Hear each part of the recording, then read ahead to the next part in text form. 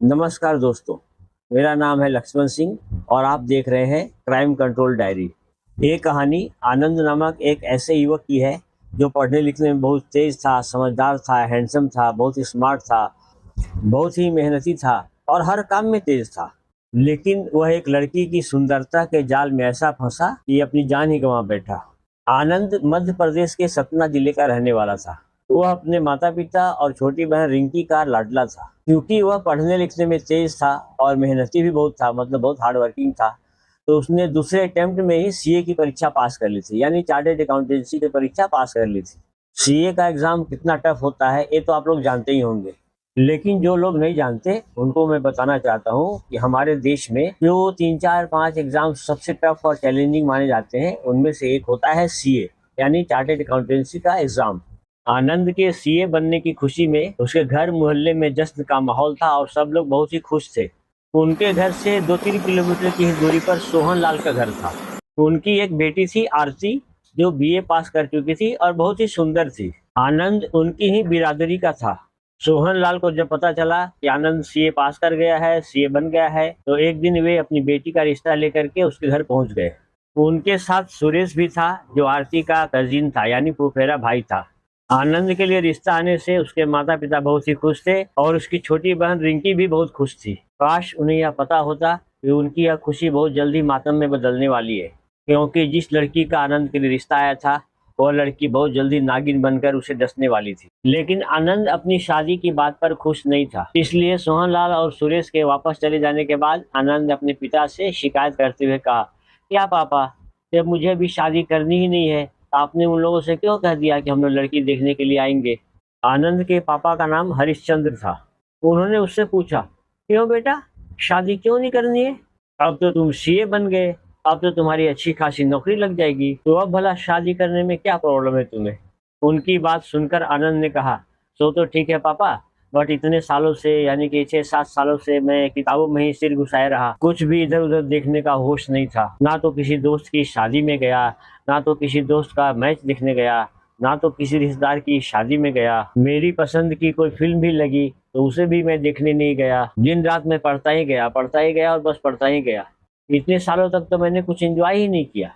तो अब जब परीक्षा दे करके मैं फ्री हो गया हूँ तो कुछ साल तो मुझे फ्रीडम के साथ जीने दीजिए, लाइफ जरा एंजॉय करने दीजिए, जरा दोस्तों के साथ गप्पे लड़ाने दीजिए, जरा पार्टी वार्टी तो करने दीजिए, फिर आराम से शादी करते रहेंगे। अभी अभी मैंने सीए किया है, पढ़ाई से जरा सा फ्री हुआ हूँ, अभी अभी मैं शादी कर लूंगा तो फिर तो मैं उसके बंधन में ही बन जाऊंगा। देखा जाए तो आजकल के ज्यादातर युवक और युवतियां ऐसा ही सोचते हैं और इसमें कुछ गलत भी नहीं है।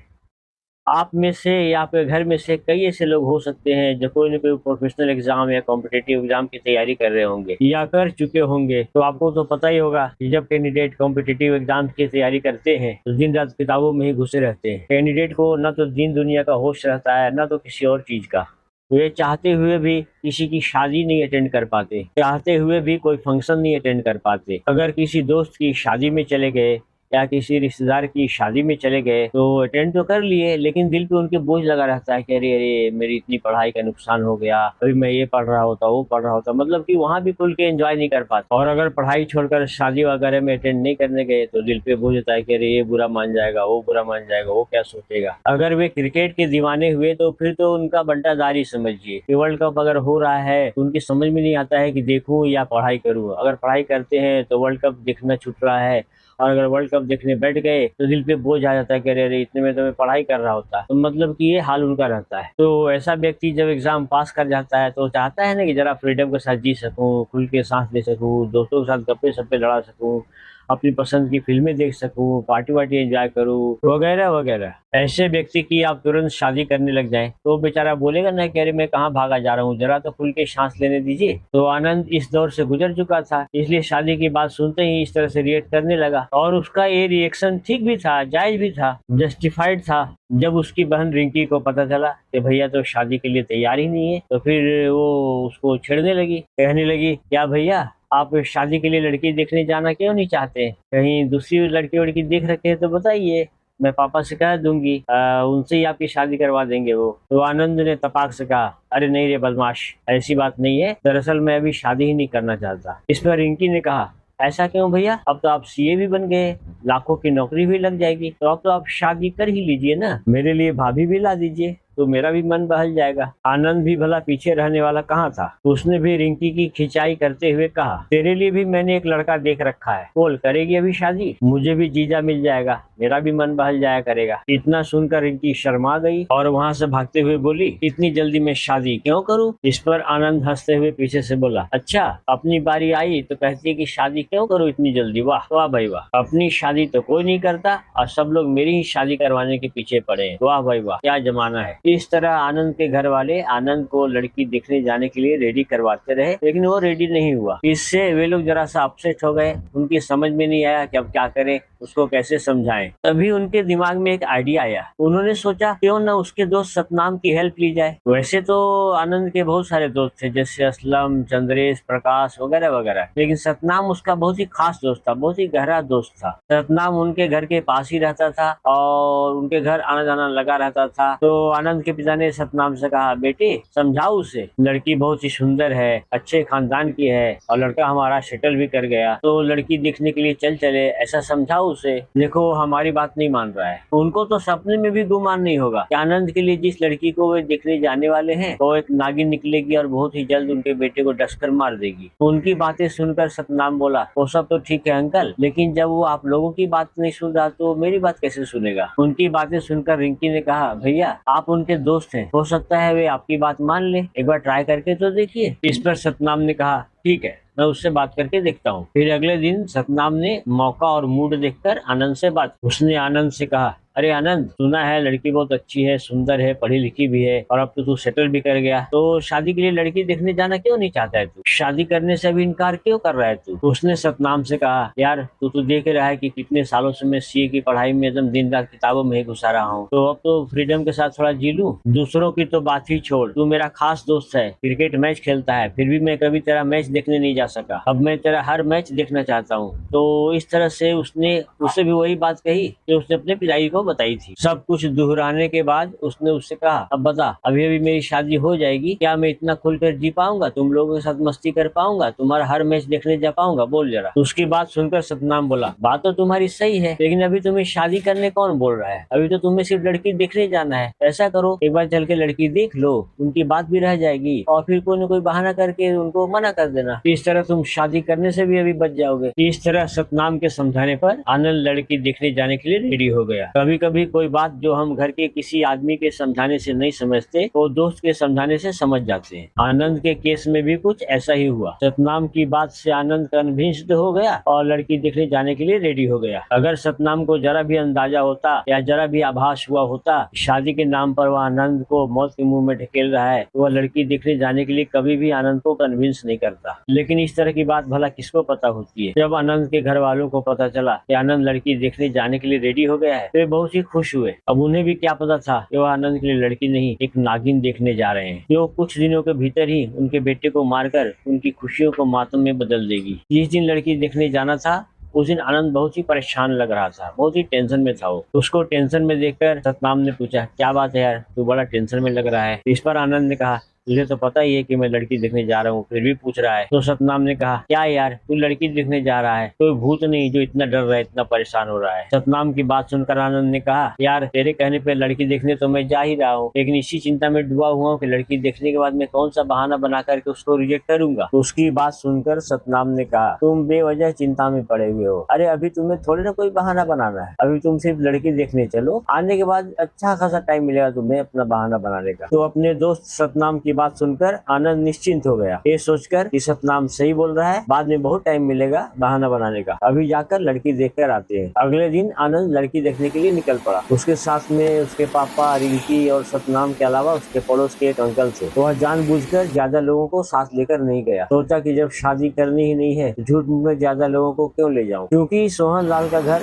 आनंद के घर से बहुत ही कम दूरी पर था, यानी कि लगभग 2 किलोमीटर की दूरी पर था। इसलिए वे लोग कार से बहुत जल्द ही वहाँ पर पहुँच गए। सुरेश वहाँ वहाँ पहले से ही उनके स्वागत के लिए खड़ा था। जैसा कि मैं पहले ही बता चुका हूँ, सुरेश आरती के फूफा का लड़का था जो तकरीबन 25 साल का था। उसने आगे बढ़कर उनकी कार का दरवाजा खोला और बहुत ही गर्मजोशी के साथ उनका स्वागत किया, यानी वार्म वेलकम किया। और फिर वह उन्हें आरती के घर के भीतर ले गया। थोड़ी ही देर में उन लोगों को लड़की दिखाई गई, यानी कि आरती को उन लोगों के सामने लाया गया। लड़की देखकर आनंद एकदम अचंभित हो गया। वह बिल्कुल ही बला की खूबसूरत दिख रही थी। सामने इतनी सुंदर लड़की देखकर उसे अपनी आंखों पर भरोसा ही नहीं हुआ। वह मन ही मन सतनाम को धन्यवाद देने लगा जो उसे कन्विंस करके लड़की दिखाने ले आया था, वरना सोच रहा था कि इतनी अच्छी लड़की हाथ से निकल जाती, मैं देखने नहीं आता थी। वह भौचक्का सा उसे देखता ही रह गया। मतलब कि कोई सोच भी नहीं सकता था कि इतनी सुंदर लड़की के भेष में कोई नागिन भी हो सकती है। आनंद का रिएक्शन देख करके सतनाम समझ गया कि बेटा ये तो गया, ये तो इसके मन में लड्डू फूटने लगे होंगे, फिर तो एकदम फ्लैट हो गया। सतनाम समझ गया कि अब कोई बहाना वहाना बनाने की जरूरत नहीं पड़ेगी। फिर भी वह ऐसे दर्शाता रहा जैसे उसे कुछ पता ही नहीं चला हो। फिर उसने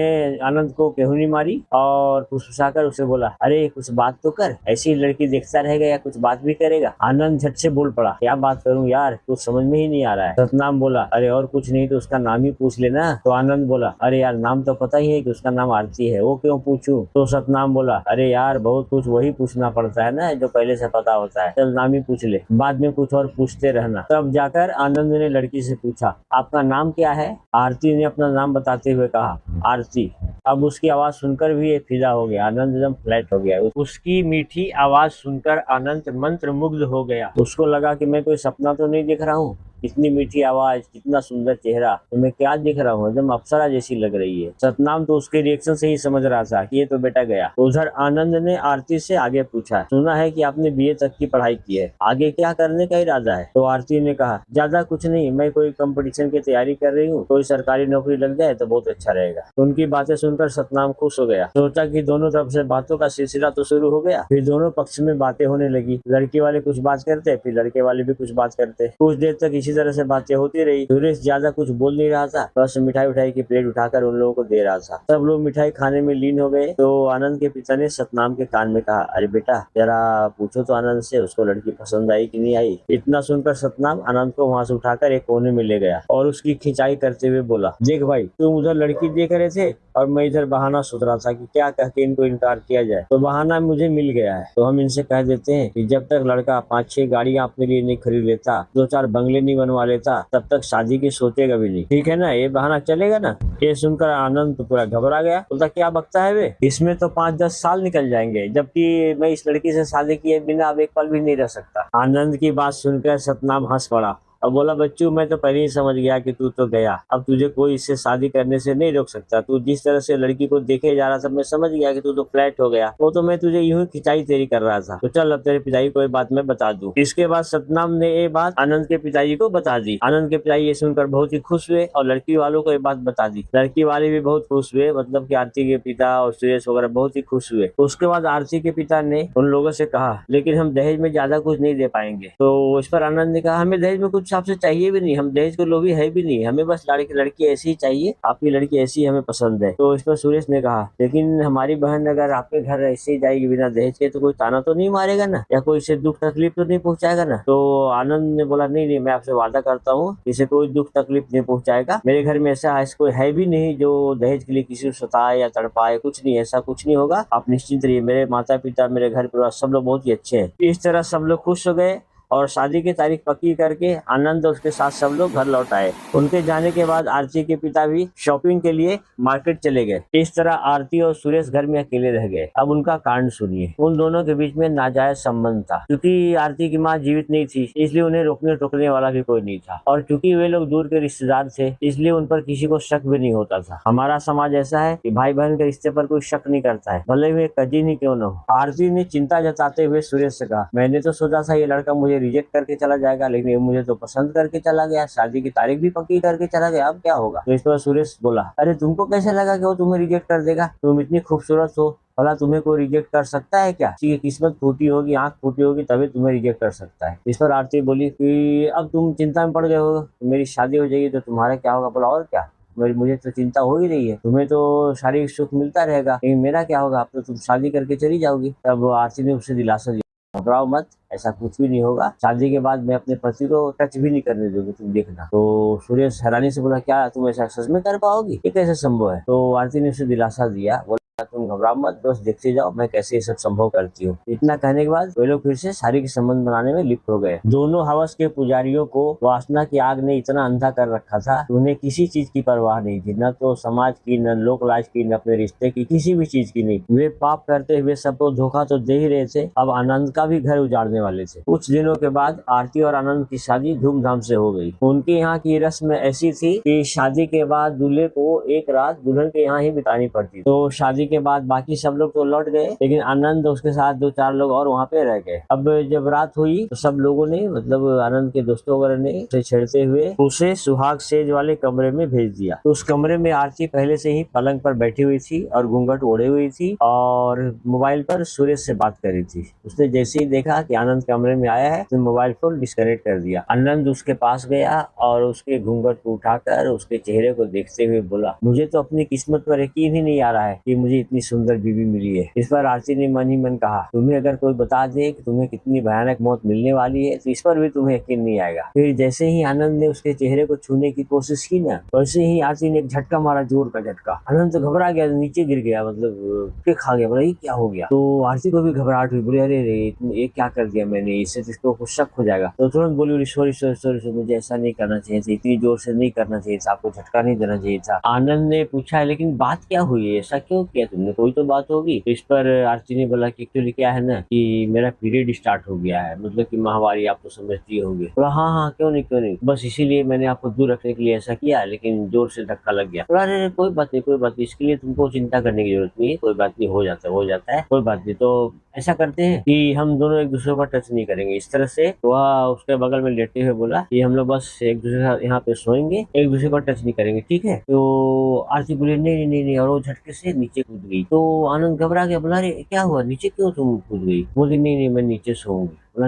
आनंद चौंक गया, बोला नीचे सोएगी, नीचे क्यों। बोला नहीं मर जात का क्या भरोसा, रात को कहीं जो आप भाग गए, आप कुछ मतलब होश हवास खो बैठे तो कुरकर बैठे तो ठीक बात नहीं है ना, इसलिए मैं नीचे ही सोती हूँ तो ठीक है, सेफ्टी के लिए। आनंद बोला रे क्या बात हुई। तो आरती जो गेम खेल रही थी वो चाहती थी कि आनंद नीचे सो जाए और वो खुद पलंग पे रहे। तो अगर डायरेक्टली बोलती तो आनंद को थोड़ा सा बुरा लगता, मतलब कि कुछ अजीब लगता, तो इसलिए उसने गेम खेला, बोली कि मैं खुद नीचे सोऊंगी, ऑटोमेटिकली आनंद नीचे आएगा और मुझे ऊपर भेजेगा, और वही हुआ। आनंद बोला नहीं तुम नीचे क्यों सोओगी, तुम ऊपर आ जाओ। अरे मैं नीचे सोता हूँ ना, मैं मर्द हूँ तो मैं नीचे। और इस तरह वह नीचे चला गया और आरती को ऊपर पलंग पर भेज दिया। आरती मन ही मन अपनी योजना पर मुस्कुरा रही थी, खुश हो रही थी, चलो मेरा प्लान कामयाब हो रहा है। और वो आनंद नीचे सो गया। तो उसके बाद आरती बोली कि मैं आती हूँ जरा काम से बाहर से आती हूँ, और वो बाहर निकल गई। बाहर सुरेश उसका इंतजार कर ही रहा। बोला क्या बात। तो आरती ने पूरी बात बता दी कि देखो मैंने क्या दिमाग लगाया, उसको अपने से दूर कर दिया, टच नहीं करने दिया, वो नीचे सो गया। दोनों खूब मजे लिए, खूब हंसे और खूब आपस में खूब मस्ती में बात की। इस तरह से उनकी रात कटी। आपस मतलब आरती आके अपने रूम में फिर सो गई। अगले दिन आनंद उठा तो किसी को पता नहीं चलने दिया कि रात उसकी कैसी बीती, और बस सबको यही लगा कि इनकी सुहागरात बन गई है। और उसके बाद उसकी विदाई हो गई। आनंद के जाने के बाद सुरेश ने आरती से पूछा, ऐसा कब तक चलेगा, कब तक तुम उसको अपने आप से दूर रख पाओगी। तो आरती ने बोला कि तुम घबराओ मत, जल्द ही मैं उसका मर्डर कर दूंगी। उसके लिए तुम्हें सारा धैर्य रखना पड़ा, सब्र रखना पड़ेगा, नहीं तो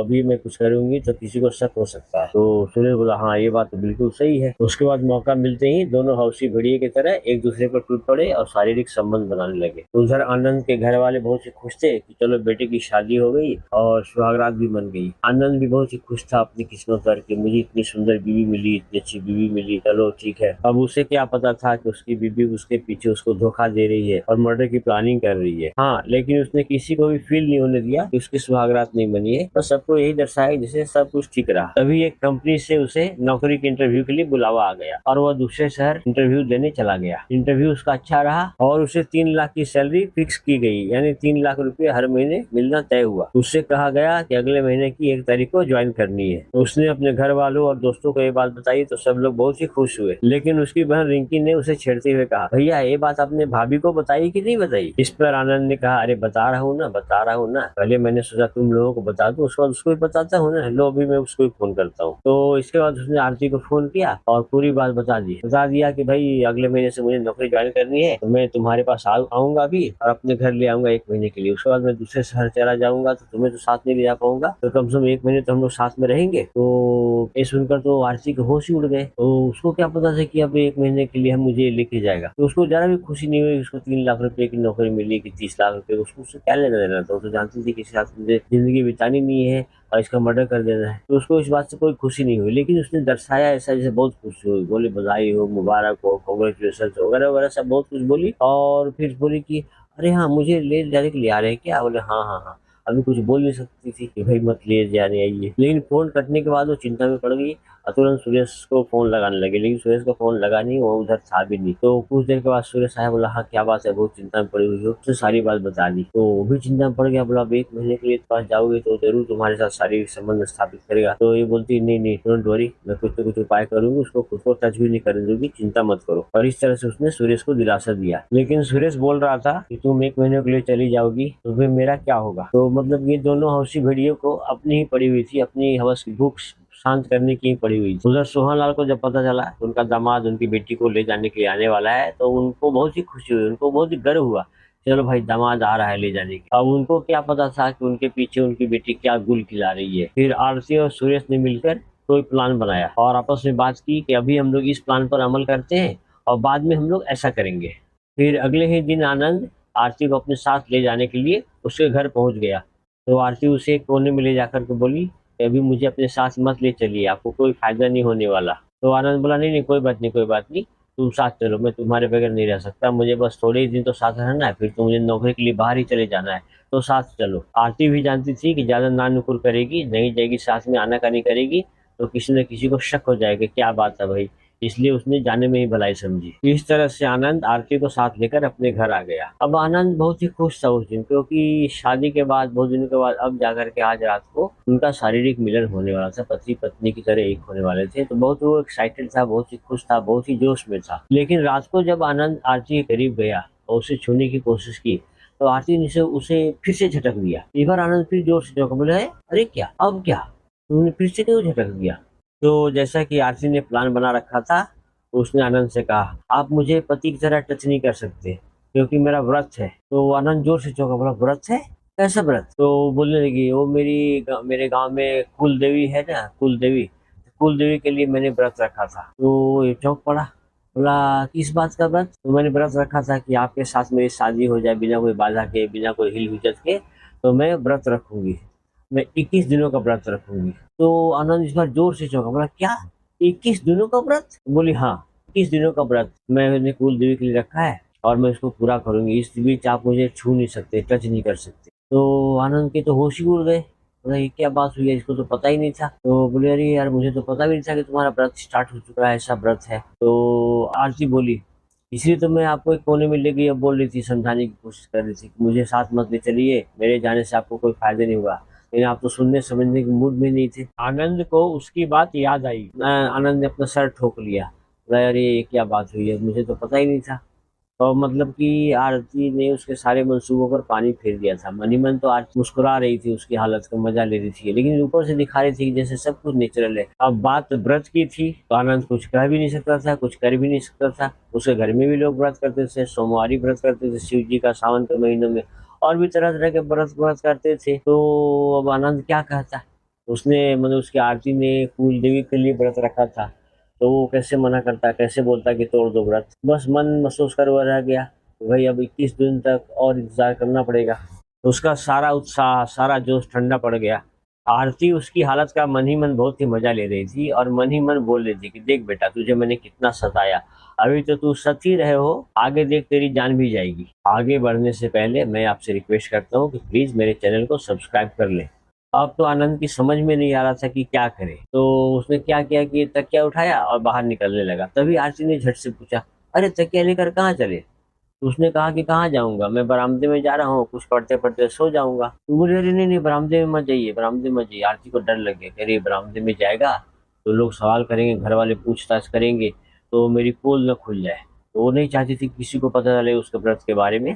तुरंत तुरंत उसको रोक ली, बोली नहीं नहीं नहीं, आप बाहर मत जाइए, यहीं पे सोइए, यहीं पे सोइए। इस पर आनंद ने कहा, अरे नहीं नहीं, यहाँ सोऊंगा तो लाइट जलेगी, लाइट जलाऊंगा तो तुम्हें दिक्कत होगी, तो ठीक बात नहीं है। इस पर आरती ने कहा, तो क्या अभी भी पढ़ना जरूरी है? आप मेरी खातिर 21 दिन पढ़ाई छोड़ नहीं सकते? आप यहीं पे सो जाइए, नीचे सो जाइए, या पलंग पे सो जाइए, मैं नीचे सो जाती। बोला आनंद के, अरे नहीं नहीं नहीं नहीं, मैं पलंग पे नहीं सोऊंगा, तुम पलंग पे सो, मैं नीचे सो जाता हूँ। और इस तरह से आनंद नीचे सो गया, नीचे सो क्या गया, नीचे लेट गया तकिया बिछा करके। तो आरती ने कहा कि मैं आती हूँ बाथरूम से, और वो बाथरूम के लिए निकल गई। जब वो मायके में रहती थी तो किसी भी रूम में जा सकती थी, कोई रोक टोक नहीं था, कोई किसी बात का डर नहीं था। लेकिन यहाँ तो ससुराल में थी, उसको छिप के सब काम करना था, अभी सुरेश से बात करनी थी। तो चुपचाप बाथरूम में घुस गई और मोबाइल निकाल कर सुरेश को फोन लगाने लगी। सुरेश उसके ही फोन का इंतजार कर रहा था, फटाक से फोन उठा लिया। बोला, हाँ बोलो आरती, क्या बात है, कैसा चल रहा है? तो बोलती, सब कुछ अपने प्लान के मुताबिक चल रहा है। और उसने पूरी बात बता दी कि मैंने कैसे उसे झटक दिया, कैसे मैंने बहाना किया व्रत का और उसको नीचे सोने पे मजबूर कर दिया। ये सुन करके सुरेश बहुत ही खुश हुआ, उसको शाबाशी दी कि वाह, गुड गुड, इसी तरह से तुम करती रहो और हम लोगों का काम बनता रहेगा। तो सुरेश ने बोला कि आगे क्या करना है, अभी मर्डर कर देना है? तो बोलती, नहीं, रुको रुको, सही वक्त का इंतजार करो, अभी धैर्य रखो, पेशेंस रखो, इतना हड़बड़ाओगे तो किसी को शक हो जाएगा। तो मतलब कि आरती पूरी कोशिश कर रही थी कि कोई शक न कर सके और वो लोग मर्डर भी कर दें। अभी वासना के भूखे भेड़ियों को जरा भी किसी चीज की परवाह नहीं थी, क्योंकि सुरेश ने पूछा कि आरती, अब तुम्हारे बिना मैं 21 दिन कैसे रहूंगा, कैसे गुजारूंगा? तो आरती ने उसे दिलासा दिया, बोली कि अरे, जिंदगी भर मजे करना है तो 21 दिन तो जुदाई का सहना ही पड़ेगा। सोचिए कैसे घटिया विचार थे उनके। अब आनंद के दिन इसी तरह से बीतने लगे, इसी तरह से कटने लगे। लेकिन एक बात थी आनंद में कि वह किसी को समझने नहीं देता था कि भाई उसकी रात कैसी कट रही है। बस सब लोगों को यही दर्शाता था कि उसकी शादीशुदा जिंदगी बहुत अच्छे से कट रही है, अच्छी चल रही है। हाँ, अगर वो किसी को बताता है घर में कि भाई उसके साथ क्या हो रहा है, ऐसी बात है, उसकी पत्नी ने ऐसा व्रत कर रखा है, तो हो सकता है कि घर वाले पूछते, उसकी माँ कुछ इंक्वायरी करती, तो आरती की कुछ पोल खुल सकती थी। क्योंकि उसकी माँ को खटका लग सकता था कि भाई ये कैसा व्रत है कि पति को टच नहीं करने देंगे शादी के बाद, कैसी कुल कुछ तो लेडीज लोग मतलब इंक्वायरी कर ही लेती है। रिंकी भी कुछ न कुछ पूछताछ करती, लेकिन इस बेचारे ने किसी को कुछ नहीं बताया, सोचा कि क्या किसी को बताऊं। और क्या है, इस तरह की बात बताने में बहुत लोगों को शर्मिंदगी भी तो महसूस होती है, घर परिवार को लोग नहीं बता पाते। हाँ, दोस्त यार को हो सकता है बता दे, लेकिन इसने क्या किया कि आरती की भावनाओं का ख्याल रखा और किसी को ये बात नहीं बताई। एक बात तो है कि अगर आपकी ज़िंदगी में कोई नया आदमी आया है या किसी नए आदमी की एंट्री हुई है और उसमें कुछ आपको बातें अटपटी लग रही हो ना, तो अपने लोगों से तो शेयर करना ही चाहिए। यहाँ भी अगर ये आनंद ने शेयर किया होता, क्योंकि जो आरती थी उसके लिए नहीं थी बिल्कुल, भले ही कितनी भी सुंदर हो, उसकी बीवी ही क्यों नहीं बन गई, लेकिन उसके लिए तो नई ही थी ना, एक नए इंसान ने उसकी ज़िंदगी में एंट्री ली थी। तो उस पर पूरी तरह से भरोसा न करके अगर वो उसकी बात अपने लोगों से शेयर करता, अपनी माँ से शेयर करता, अपनी बहन से शेयर करता, अपने दोस्तों से शेयर करता, तो ये लोग कुछ ना कुछ उसका उपाय तो निकालते, कोई ना कोई राह सुझाते कि देखो भाई ऐसी बात है, या ये करो तुम, या वैसे करो। लेकिन इसने किसी से शेयर नहीं किया, जबकि शेयर करना चाहिए था। खैर, इसमें हम लोग उसकी गलती भी नहीं देते, उसने पति होने का धर्म निभाया और उसकी बात छुपा ली, तो चलिए उसने ठीक भी किया, कोई बात नहीं, ऐसा होता है। लेकिन आगे उसने जो कुछ किया ना, वो उसकी गलती नहीं कहेंगे, लेकिन उसकी बेवकूफ़ी तो ज़रूर कहेंगे कि उसको ऐसा नहीं करना चाहिए था। जो बातें वो अपने परिवार में किसी को नहीं बता सकता था, वो अपने दोस्त सतनाम को बता सकता था और उसे बताना भी चाहता था। कई बार उसके मन में आया कि सतनाम से बात करे, लेकिन सतनाम अपने नानी गाँव चला गया था, नानी के घर। तो क्या है कि उसकी नानी की तबीयत बहुत खराब थी और उसकी नानी का मतलब अंतिम समय आ गया था, वो समझ गया था कि स्वर्गवास कभी भी हो सकता है, कभी भी ऊपर से बुलावा आ सकता है। तो वो अंतिम क्षणों में ना नानी के साथ ही रहना चाहता था। ऐसा होता है कई लोगों के साथ, वे लोग नानी के साथ, दादी के साथ उनका बहुत लगाव रहता है और उनके साथ समय व्यतीत करना चाहते हैं। तो इसी तरह से सतनाम भी अपनी नानी के साथ था। तो आनंद नहीं चाहता था कि मतलब कि सतनाम को इस तरह की बातें फ़ोन पे बताए और फ़ोन करके डिस्टर्ब करे। वैसे भी जहाँ सतनाम था वहाँ का नेटवर्क बहुत ही ख़राब था, बहुत मुश्किल से फ़ोन पर बातें हो पाती थी। मतलब कि बहुत ही मुश्किल से लगता ही था फ़ोन, अब लग भी गया तो बातें नहीं हो पाती थी। तो उसने सोचा कि बेवजह क्यों मैं सतनाम को परेशान करूँ, वैसे ही बेचारा नानी की तबीयत खराब है, उसी में लगा हुआ है। तो उसने सतनाम को भी ये बात नहीं बताई और उसे ऐसे भी क्या पता था कि अब सतनाम से उसकी कभी बात नहीं हो पाएगी, कभी भेंट नहीं हो पाएगी और उसकी मौत आ जाएगी, ये लोग उसे मार देंगे। उसे तो पता ही नहीं था, किसी को भी पता नहीं होता अपनी मौत का टाइम कि कब मर जाएगा वो, सिवाय उसके जिसको फांसी की सज़ा सुनाई जा चुकी हो, तो बस उसी को पता होता अपनी मौत का टाइम, अदरवाइज़ तो शायद ही किसी को पता होता हो। तो आपने अभी तक मेरे चैनल को सब्सक्राइब किया है कि नहीं? अगर नहीं किया है तो सब्सक्राइब कर लीजिए और अगर आपको ये स्टोरी पसंद आ रही है तो प्लीज़ लाइक भी कर लीजिए, क्योंकि your appreciation is my motivation. तो आनंद ने जैसे तैसे 21 दिन बिताए और 22वां दिन आ गया।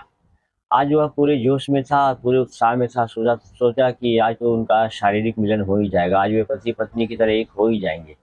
जैसे ही रात हुई और वह उसके करीब पहुंचा, तो आरती ने फिर से झटक दिया। तो अभी चकरा गया, बोला अरे क्या, अब तो 21 दिन तुम्हारे पूरे हो गए। तो आरती ने कहा नहीं नहीं नहीं नहीं, 21 दिन पूरे हो गए तो क्या, अभी जब तक मैं अपने कुल देवी को मतलब कि फूल माला वगैरह चढ़ा करके समापन नहीं कर लूंगी अपने व्रत का, तब तक आप मुझे छू नहीं सकते। तो मतलब कि आनंद को फिर से झटका लगा, बोले ये क्या, 21 दिन पूरे हो गए फिर भी अभी ऐसा कह रही है। तो बोलती तो आगे मुझे क्या करना होगा और कितना इंतजार करना पड़ेगा। तो आरती ने कहा कि नहीं, आप मुझे मायके छोड़ आइए, मायके में अपनी कुल देवी का समापन करूंगी, वो प्रसाद वगैरह चढ़ाऊंगी, फूल माला वगैरह चढ़ाऊंगी, सब कुछ हो जाएगा, उसके बाद हमारा मिलन हो सकेगा। तो फिर से आनंद अपना मन महसूस कर रहा गया, बोला ठीक है भाई, मैं तुझे मायके छोड़ाऊंगा। और उसकी हालत का मजा लेते हुए आरती मनी मन खुश हो रही थी, बोली देख बेटा, मैंने तुझे कैसे तुझे छकाया, कैसे मजा चखाया, अभी आगे देखा और तेरे साथ क्या करती हूँ। मतलब कि आनंद बेचारे ने उसका कुछ भी नहीं बिगाड़ा था, वो तो शादी ही नहीं करना चाहता था, लेकिन उसकी सुंदरता के जाल में फंस गया बेचारा। मतलब उसने सिर्फ चेहरा देखा, चरित्र नहीं नहीं देखा। ज्यादातर लोग क्या है, सिर्फ चेहरा देखते हैं, चरित्र नहीं देखते हैं, मतलब कैरेक्टर देखते ही नहीं है। जबकि इंसान को चाहिए कि दोनों चीज देखे, चेहरा तो देखे ही देखे, चरित्र जरूर देखे, चरित्र देखना बहुत ही जरूरी है, यानी कैरेक्टर। और चेहरे से भी ज्यादा इम्पोर्टेंट है कैरेक्टर यानी चरित्र। चरित्र अगर ठीक नहीं रहा तो आपकी जिंदगी एकदम खराब हो जाएगी, टोटली खराब हो जाएगी। चेहरे का क्या है, आज है कल नहीं है, कभी भी कुछ हो सकता है, लेकिन जो चरित्र होता है ना, वो किसी को भी कहीं बहुत दूर ले जाता है, आगे ले जाता है, उसकी जिंदगी बनाता है, घर परिवार समाज सबको ठीक रखता है।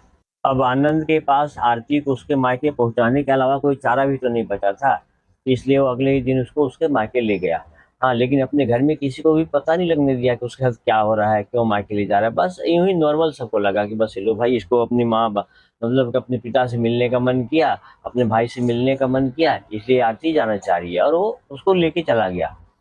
अब आरती ने वहां पर क्या किया, अपनी कुल देवी का समापन किया, मन्नत उतारी, माला वाला चढ़ाई, सब कुछ। तो आनंद को लगा कि अब मेरे साथ वापस चलेगी, लेकिन आरती ने गेम खेला और उसको बोला कि नहीं नहीं नहीं, आप चले जाइए, आप वापस जाइए, आपके साथ मैं नहीं जा पाऊंगी। अभी आनंद फिर चक रहा है, बोला अभी क्यों, ऐसा क्यों, ऐसा क्यों, अब तो तुझे मेरे साथ चलना चाहिए।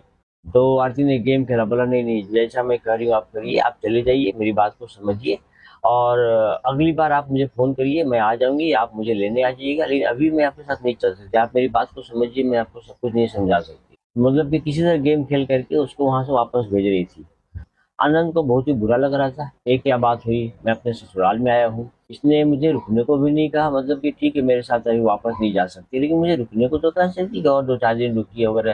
क्योंकि ससुराल के बारे में जैसा उसने सुन रखा था, जैसा वो जानता था, जैसा अपने दोस्तों की मतलब ससुराल में जाकर देख चुका था कि भाई लोग तो बहुत ही मान सम्मान करते हैं, अपने दामाद को जल्दी वापस जाने देना नहीं चाहते हैं। तो इसको तो ससुराल का कुछ मजा ही नहीं मिल रहा था, मतलब कि ठीक है आरती के साथ शारीरिक मिलन नहीं हो रहा, तो क्या, आरती ने उसको कुछ रुकने को भी नहीं कहा, और ससुराल का कोई मजा भी नहीं उठाने दिया। सीधे बोलती वापस, मतलब और तो रुकना तो छोड़िए, रुकने बोलने तो छोड़िए, सीधे वापस भी जाइए, नहीं नहीं जाइए जाइए जाइए, आप वापस जाइए, आप वापस जाइए। तो उसको थोड़ा बुरा लगा था, लेकिन अब वो क्या कर सकता था अपनी बीवी की बात मानने के अलावा, और कर भी क्या सकता था। तो उसने सोचा चलो भाई होगी कोई बात, चलो मैं वापस ही चला जाता हूँ। तो वो बुझे मन से तो वापस चला गया अपने घर। मतलब ज्यादातर हस्बैंड क्या करते हैं, अक्सर अपनी बीवी की बात मान ही लेते हैं ना, मानने में भलाई है, और मानना भी चाहिए। अब उनको क्या पता कि बीवी इतनी गलत है, उनके पीछे क्या कर रही है, कितने बड़ा कांड करने वाली है, किसको पता होता है। इस तरह बुझे मन से आनंद अपने घर लौट आया, लेकिन उसने किसी को भी पता नहीं लगने दिया कि उसके साथ क्या हो रहा है, मतलब आरती ने उसके साथ क्या किया है। सबको वह ऐसा दिखा रहा था जैसे सब कुछ ठीक ठाक चल रहा है, वह बहुत ही खुश है। अक्सर ऐसा होता है कि आप दुखी होते हैं कभी कभी ना, तो दूसरों को दिखाते हैं जैसे आप बहुत ही खुश है। तो उसके घर वाले भी सोचे कि हाँ, ये ससुराल से लौट के आया भाई, बहुत ही मजे करके आया है, बहुत ही खुश है, और वे लोग भी उसकी खुशी देख करके खुश हुए। जब से आनंद घर लौटा था, तब से उसकी नजरें बार बार मोबाइल के स्क्रीन पर चली जाती थी, क्योंकि आरती ने बोला था कि मैं आपको फोन करूंगी, कि कब आऊंगी, मैं आपको बुलाऊंगी, जो भी होगा आप मेरे फोन का वेट कीजिएगा। तब से आनंद बहुत ही बेसब्री से फोन का इंतजार कर रहा था, कब फोन आएगा, कब फोन आएगा। और रिंकी उसको नोटिस करती थी कि भाई जब से भैया ससुराल से आए हैं तो बार बार फोन को ही देखे जा रहे हैं, फोन को ही देखे जा रहे हैं। तो वो समझ गई कि नहीं नहीं भैया अभी अभी भाभी से बिछड़े हैं, तो नई नई शादी हुई है, तो बेसब्री से इंतजार तो करेंगे ही, कब फोन आएगा, भाभी का फोन आएगा। तो वो सोच भी रही थी कि क्या बात है, भाभी फोन नहीं कर रही, क्या बात है, भाभी तो अक्सर शादियां, नई नई शादियों के बाद तो फटाफट फोन होते हैं, एक दूसरे को फटाफट फोन करते हैं, तो भाभी फोन क्यों नहीं कर रही। उसको थोड़ी हैरानी हुई और भैया की हालत तो मजा भी ले रही थी कि देखो देखो कितना बेसब्री से इंतजार करे फ़ोन का, बार-बार फ़ोन ही देख रहे हैं, हाथ में फ़ोन ही पकड़े हुए दिन-रात, कभी फ़ोन छोड़ ही नहीं रहे कि कब फ़ोन आ जाए, कब फ़ोन आ जाए। तो मन ही मन वो मुस्कुरा रही थी, उसको क्या पता था कि उसकी भाभी उसके भैया को मारने का कितना खतरनाक प्लान बना रही है। अगले दिन शाम को 6 बजे आरती का फ़ोन आया, स्क्रीन पे फ्लैश कर रहा था आरती कॉलिंग, तो आनंद ने एक पल की भी देरी नहीं की और झट से फ़ोन उठा लिया। उस वक़्त उसके आस-पास रिंकी नहीं थी, कोई भी नहीं था। तो उसने झट से फ़ोन उठा लिया और बोला, "हाँ, आरती बोलो, मैं तुम्हारे फ़ोन का वेट कर रहा था।" तो आरती ने झट से कहा, "आप मेरा नाम मत लीजिए, किसी को पता नहीं चलना चाहिए कि आप मुझसे बात कर रहे हैं।" तो शुरू में मैंने आपको बताया था कि खटका नंबर 3 क्या था। खटका नंबर 3 तो आपने सुन ही लिया होगा। अब ये सुनिए कि खटका नंबर 1 क्या था। खटका नंबर 1 यही था, कि जब आरती ने उससे कहा कि आप मेरा नाम मत लीजिए, किसी को पता नहीं चलना चाहिए कि आप मुझसे बात कर रहे हैं। तब उसे खटका लगना चाहिए था कि भैया ये तो मेरी बीवी है, तो ये मुझसे क्यों बोल रही है कि किसी को पता नहीं चलना चाहिए कि आप मुझसे बात कर रहे हैं, मतलब अपनी बीवी से ही बात कर रहा हूँ तो किसी को पता नहीं चल रही है। अरे ये होता है कि भाई कोई कोठे वाली हो या कोई मेरी बीवी की सौतन हो या कोई गर्लफ्रेंड हो जो चुपके-चुपके से मिल रहे हैं, कोई मिलने उनको देना नहीं चाहता है, तो बात समझ में आती है कि भाई सामने वाले ने कहा कि मेरा नाम मत लीजिए और इसे भी डर लगा हो कि भाई अगल-बगल कोई सुन लगे इसका नाम लूँगा तो गड़बड़ी हो जाएगी, तो बात समझ में आती है। लेकिन ये नई-नई शादी हुई है, सबकी मर्ज़ी से शादी हुई है और सबको पता है कि बीवी का फ़ोन आया है, आरती उसकी बीवी है, कोई मनमुटाव नहीं, कोई झगड़ा नहीं, कोई गड़बड़ी नहीं। तो फिर मेरी बीवी मुझे ही क्यों बोल रही है कि आप मेरा नाम मत लीजिए, किसी को पता नहीं चलना चाहिए कि आप मुझसे बात कर रहे हैं। तो एक तो बोल रही है कि नाम मत लीजिए, दूसरी बोल रही है किसी को पता नहीं चलना चाहिए कि आप मुझसे बात कर रहे हैं। मतलब ऐसा क्यों? उसको खटका लगना चाहिए था, मतलब खटका नंबर 1 इसमें खटका नंबर 1 भी हो सकता है, खटका नंबर 2 भी, 2 भागों में डिवाइड हो सकते हैं। एक तो बोलते हैं कि आप मेरा नाम मत लीजिए, तो नाम क्यों नहीं लूँ भाई? किससे डर है तुम्हें? मेरे आस-पास कौन लोग हैं? मेरे घरवाले ही तो हैं। तो उनसे किस बात का डर कि मैं तुम्हारा नाम नहीं लूँ? और दूसरी बात बोल रही है कि किसी को पता नहीं चलना चाहिए कि आप मुझसे बात कर रहे हो। भैया ऐसा क्या डर है? इस बात का डर कि किसी को पता नहीं चले हमने क्या गुनाह किया है? हमारी शादी हुई है, लीगली शादी हुई है, अरेंज मैरिज हुई है, हमने कोई गड़बड़ी नहीं की, कोई क्राइम नहीं किया। फिर बोल रही है कि किसी को पता नहीं चलना चाहिए कि आप मुझसे बात कर रहे हैं। यहाँ उसे एक खटका लगना चाहिए था, उसे उसके मन में डाउट एराइज़ होना चाहिए था, लेकिन उसके मन में डाउट एराइज़ हो नहीं पाया। लेकिन उसके मन में शंका उत्पन्न हुई नहीं, डाउट एराइज़ हुआ नहीं, सस्पिशन एराइज़ हुआ नहीं, तो ये थोड़ी गड़बड़ी वाली बात हो गई। अगर उसने उसी वक़्त खतरे को भाँप लिया होता या उसके मन में खटका लगा होता, तो आगे उसके साथ जो कुछ हुआ ना, वो नहीं होने पाता। अब तक आनंद अपनी पत्नी की हर बात माने जा रहा था, तो हम उसमें उसकी कोई गलती नहीं देते और ये भी नहीं कहते कि सतर्क क्यों नहीं था। जैसे उसने बोला कि आप मुझे टच मत कीजिए, मेरा पीरियड स्टार्ट हो गया है, तो उसने उसको दूर कर दिया, तो वो दूर हो गया। चलो ठीक है, माना कि नेचुरली वो दूर हो गया। उसकी बात को समझा, अपनी वाइफ़ की भावना को समझा और उसकी तकलीफ़ को समझकर उससे दूर हो गया, उसने नीचे सो गया, वो नीचे सो गया। दूसरी बार भी जब उसकी बीवी ने उसको बोला कि मुझे टच मत कीजिए, मुझे 21 दिनों का मतलब मेरा पूरा व्रत चालू हो गया है, तो उसमें भी उसने उसकी बात मान ली, उसको खटका नहीं लगा और वो नीचे सो गया, उससे दूर ही रहा। फिर जब मायके गया, तो भी मायके से भी उसने भगा दिया, आज भी उसको भगा दिया। तो भी वह मतलब मन में सोच कर आ गया, तो भी उसको खटका नहीं लगा, तो भी चलता है कि भाई एज़ ए हस्बैंड अपने हिसाब से तो सब ठीक ही कर रहा था, उसकी कहाँ गलती थी। तो आमतौर पर हस्बैंड क्या करते हैं, जब उनको करना चाहिए कि अपनी वाइफ़ की बात मान रहे हैं, उसकी तकलीफ़ को समझ रहे हैं, उसका साथ दे रहे हैं, तो ठीक ही कर रहा था। अब तक तो समझिए कि आनंद जो है ना, जो अपने स्वभाव के अनुसार कर रहा था, उसका स्वभाव मतलब उसका एक कैरेक्टर ही ऐसा था कि भई दूसरे की तकलीफ़ को समझना, तो वो उसकी तकलीफ़ को समझ करके उसकी हर बात मान रहा था, इसमें उसकी क्या गलती थी? बेचारी की कोई गलती नहीं थी। वो तो आरती की गलती थी कि उसके भोलेपन का फ़ायदा उठाकर उसका मर्डर करना चाहती थी। लेकिन अब जब आरती ने ऐसा कहा कि आप मेरा नाम मत लीजिए, किसी को पता नहीं चलना चाहिए कि आप मुझसे बात कर रहे हैं, तो इस वक़्त उसको खटका लगना चाहिए था, उसको डाउट होना ही चाहिए था, अपनी पत्नी पर डाउट होना ही चाहिए था। पत्नी थी तो क्या हुआ? मतलब कि इस तरह की कोई अजीब बात करे तो डाउट तो होना ही चाहिए। ये डाउट या खटका क्या होता है? जैसे आप रास्ते में चले जा रहे हैं, आपके हाथ में मतलब सूटकेस है, सूटकेस में सपोज़ लाख, 10 लाख, 20 लाख का मतलब कि उसकी गड्डियाँ उसमें है या नहीं भी है, आपके पॉकेट में कोई ख़ास कोई बहुत ही कीमती चीज़ है या कोई डॉक्यूमेंट आपके पास कीमती है या कुछ नहीं भी हो और आप चले जा रहे हैं, रास्ते में चले जा रहे हैं, आपको लग रहा है कि आपके पीछे कोई आ रहा है, आपको कोई पीछा कर रहा है। आप पीछे पलट के देखते हैं कि कोई एक बंदा है आपके पीछे आ रहा है, लेकिन जैसे ही आप रुके, वो भी रुक गया और रुक कर के ना वो पान खाने लगा, सिगरेट फूँकने लगा या मोबाइल पे बातें करने लगा, ऐसा दिखाने की कोशिश करने लगा जैसे नहीं वो उसका आपके ऊपर ध्यान नहीं है, आपका पीछा नहीं कर रहा है। लेकिन फिर आप चलने लगते हैं तो फिर वो आपके पीछे लग जाता है। भले ही एक दूरी मेंटेन करके रखा हो, लेकिन वो आपके पीछे लग जाता है। आपको फिर लगता है कि अरे नहीं, नहीं, नहीं, ये तो फिर से पीछे आ रहा है। तो आप फिर पलटते हैं, फिर वो भी रुक जाता है। तो आप उसको टेस्ट करते हैं कि भैया देखते हैं सही में मेरा पीछा कर रहा है या मुझे मतलब भ्रम हो रहा है मतलब। तो आप क्या करते हैं, सपोज़ आप बाएँ मुड़ते हैं तो आप देखते हैं कि वो भी बाएँ मुड़ गया। आप दाएँ मुड़ते हैं तो वो भी दाएँ मुड़ गया। आप रुक जाते हैं तो वो भी रुक जाता है। फिर मोबाइल पे बात करेगा, फिर सिगरेट पिएगा, पान खाएगा, इधर-उधर मतलब ऐसा ऐसा दिखाएगा जैसे वो आपका पीछा नहीं कर रहा है। तो आपको तो खटका लगेगा कि भाई क्या बात है, ये मेरे पीछे क्यों लगा हुआ है? इसको कहते हैं खटका, मतलब इसको कहते हैं डाउट एराइज़ होना, मन में एक शंका उत्पन्न होना कि ये कुछ तो गड़बड़ है, दाल में कुछ तो काला है, मेरे पीछे ही लगा हुआ है। और आप कन्फर्म करने के लिए हो सकता है कि आप बैठ जाएँ, बोलते नहीं, नहीं भाई मैं बैठ जाता हूँ, मैं रुक जाता हूँ, इसको जाने देता हूँ, इसको पार होने देता हूँ, फिर मैं चलूँगा। तो आप एक तरह से कन्फर्म भी हो जाते हैं कि हाँ, ये मतलब कि मेरा पीछा कर रहा है या नहीं कर रहा है। आप उस खतरे को टालते हैं, आपको सामने आपको जब पीछा कर रहा है उसको आप डोज़ देते हैं। और क्या करते हैं भई, हो सकता है कि आप अपने किसी दोस्त यार या किसी घर वाले को, पड़ोसी को, किसी को भी फ़ोन कर दें कि भाई देखो ना ऐसी बात है, एक आदमी मेरे पीछे लगा हुआ है, मैं जहाँ जा रहा हूँ, जिधर जा रहा हूँ, उधर ही जा रहा है, मेरा फ़ॉलो कर रहा है, क्या बात है? तो मतलब कि आपने दूसरों को भी बता दिया, आपने सतर्क कर दिया दूसरों को भी कि मेरे साथ कुछ अनहोनी हो जाए, तो भाई तुम सँभाल लेना, तुम देख लेना, तुम्हें तो सारी बात मालूम है। तो उसे कहते हैं खटका। लेकिन आनंद के मामले में ऐसा कुछ नहीं हुआ, उसे कोई खटका नहीं लगा, जबकि उसे खटका लगना चाहिए था, उसे डाउट होना चाहिए था। देखिए, क्राइम कंट्रोल नामक इस सीरीज़ को करने का मेरा मकसद ये भी है कि इंसान जो है खतरों को टाल सके, मतलब वो सतर्क हो सके, सजग हो सके, अलर्ट हो सके, जागरूक हो सके। मतलब कि ऐसे तो क्राइम होने को तो किसी के साथ भी हो सकता है, वो तो सीबीआई चीफ के भी साथ हो सकता है, आईजी के साथ हो सकता है, पुलिस के किसी भी बड़े अधिकारी के साथ हो सकता है। तो होने को किसी के साथ भी हो सकता है, जो आगे मैं आपको बताऊँगा अभी कि कितने बड़े-बड़े अधिकारियों के साथ क्राइम हो चुका है। लेकिन क्या है कि आम आदमी भी चाहे ना तो थोड़ी-सी सावधानी बरतेगा तो मतलब खतरे को टाल सकता है, अपनी जान बचा सकता है। तो इस मामले में भी आनंद अगर चाहता खतरे को भाँप लेता, खटके को पहचान लेता, तो अपनी जान बचा सकता था, उसका मर्डर जो है टल सकता था, उसका मर्डर नहीं होने पाता। लेकिन उसने खतरे को भाँपा नहीं, खटका पहचाना नहीं, उसके मन में डाउट एराइज़ हुआ नहीं। अच्छा, डाउट एराइज़ हुआ भी तो उसने अपनी बीवी से पूछा भी, लेकिन हल्के ढंग से, उसकी बातों में वो ज़ोर नहीं था, वो दम नहीं था। उसने बीवी से पूछा भी कि क्यों मतलब किसी को पता चल जाएगा कि मैं तुमसे बात कर रहा हूँ तो क्या हो जाएगा?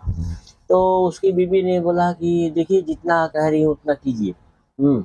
बाकी मैं आपको बाद में समझाऊँगी, मैं जितना कह रही हूँ कीजिए। तो ये भी क्या है ना कि अब आनंद उसकी बात को मान गया और बोला ठीक है, वो जैसा कह रही है कहते जाए, कह जैसा कह रही है मैं करते जाऊँगा। ओके, ये भी गलत था। देखिए उसकी बीवी जो बोली कि जैसा कह रही हो वैसा कीजिए, तो ऐसा कब होता है? फ़िल्मों में आपने देखा होगा कि कई बार कोई बंदा बाहर है और अपने घर वालों को फ़ोन किया कि तुम जल्दी से घर की लाइटें ऑफ कर लो, अंदर सब दरवाजे बंद कर लो, फलाना वगैरह-वगैरह कुछ भी कर लो। आपने देखा होगा फ़िल्म में। तो ये लोग पूछते भी घर वाले कि क्या बात है, क्या बात है? तो वो अगर बता नहीं पा रहा है, उसके पास समय नहीं है या कुछ फँसा हुआ है, वो उतना ही बोल सकता है। तो बोलता है जैसा मैं कह रहा हूँ वैसा ही करो। मतलब कि उसके पास समय नहीं है और वो जानता है कि भई कोई आदमी, कोई गुंडा, मवाली, शूटर लोग मेरे घर के बाहर जा रहे हैं मर्डर करने। इसे अपने घर वालों को अलर्ट कर दे रहा है कि दरवाजे बंद कर लो अंदर से, अंदर की लाइट्स ऑफ कर लो ताकि बाहर का शूटर उसको देख ना पाए। तो सारी बातें वो समझा नहीं सकता है, तो वो सिर्फ़ एक इंस्ट्रक्शन दे कर के छोड़ दिया कि जैसा कह रहा हूँ करो। तो वो तो बात समझ में आती है कि बाहर वाले ने घर से क्या क्यों कहा कि जैसा कह रहा हूँ वैसा करो। लेकिन आरती के मामले में जो बोल रही थी कि जैसा मैं कह रही हूँ वैसा कीजिए, मतलब क्यों? इसको पूछना चाहिए था कि भई ऐसा क्या है? क्यों मैं वैसा करूँ जैसा कह रही हूँ? अभी से मुझे अपनी उँगली पे नचाने लगी। एक तो इतने दिन शादी के बाद टच नहीं करने दी कि मेरा पीरियड स्टार्ट हो गया, फिर 21 दिनों के लिए आई तो भी टच नहीं करने दी, कोई न कोई बहाने बनाई और मायके गई तो भी रुकने नहीं दी। चाहती तो मायके में मन्नत उतारने के बाद उसको रोक सकती थी, लेकिन वो भी नहीं रुकने दी। तो हर जगह कोई न कोई बहाना था। अब तो उसको थोड़ा डाउट एराइज़ होना ही चाहिए था। उसको डाउट एराइज़ नहीं हुआ और अब जो बोलती है कि मेरा नाम मत लीजिए, किसी को पता नहीं लगना चाहिए, तो उसको सोचना चाहिए था कि भाई ये मेरी बीवी है, कोई कोठे वाली तो नहीं है। ना तो मेरी बीवी के सौतन है, ना तो मैं कोई ऐसी गर्लफ्रेंड है जिससे मैं छुप-छुप के मिल रहा हूँ। मतलब कि सब लोगों ने मना कर रखा है, फिर भी मुझे मिल मिल रहा हूँ। तो एक बात भी होती है कि भाई लड़की क्यों बोल रही है कि किसी को पता नहीं चलना चाहिए। तो यहाँ तो खुल्लम-खुल्ला सब कुछ वैध है, वैलिड है, तो किसी से डरने की क्या ज़रूरत है?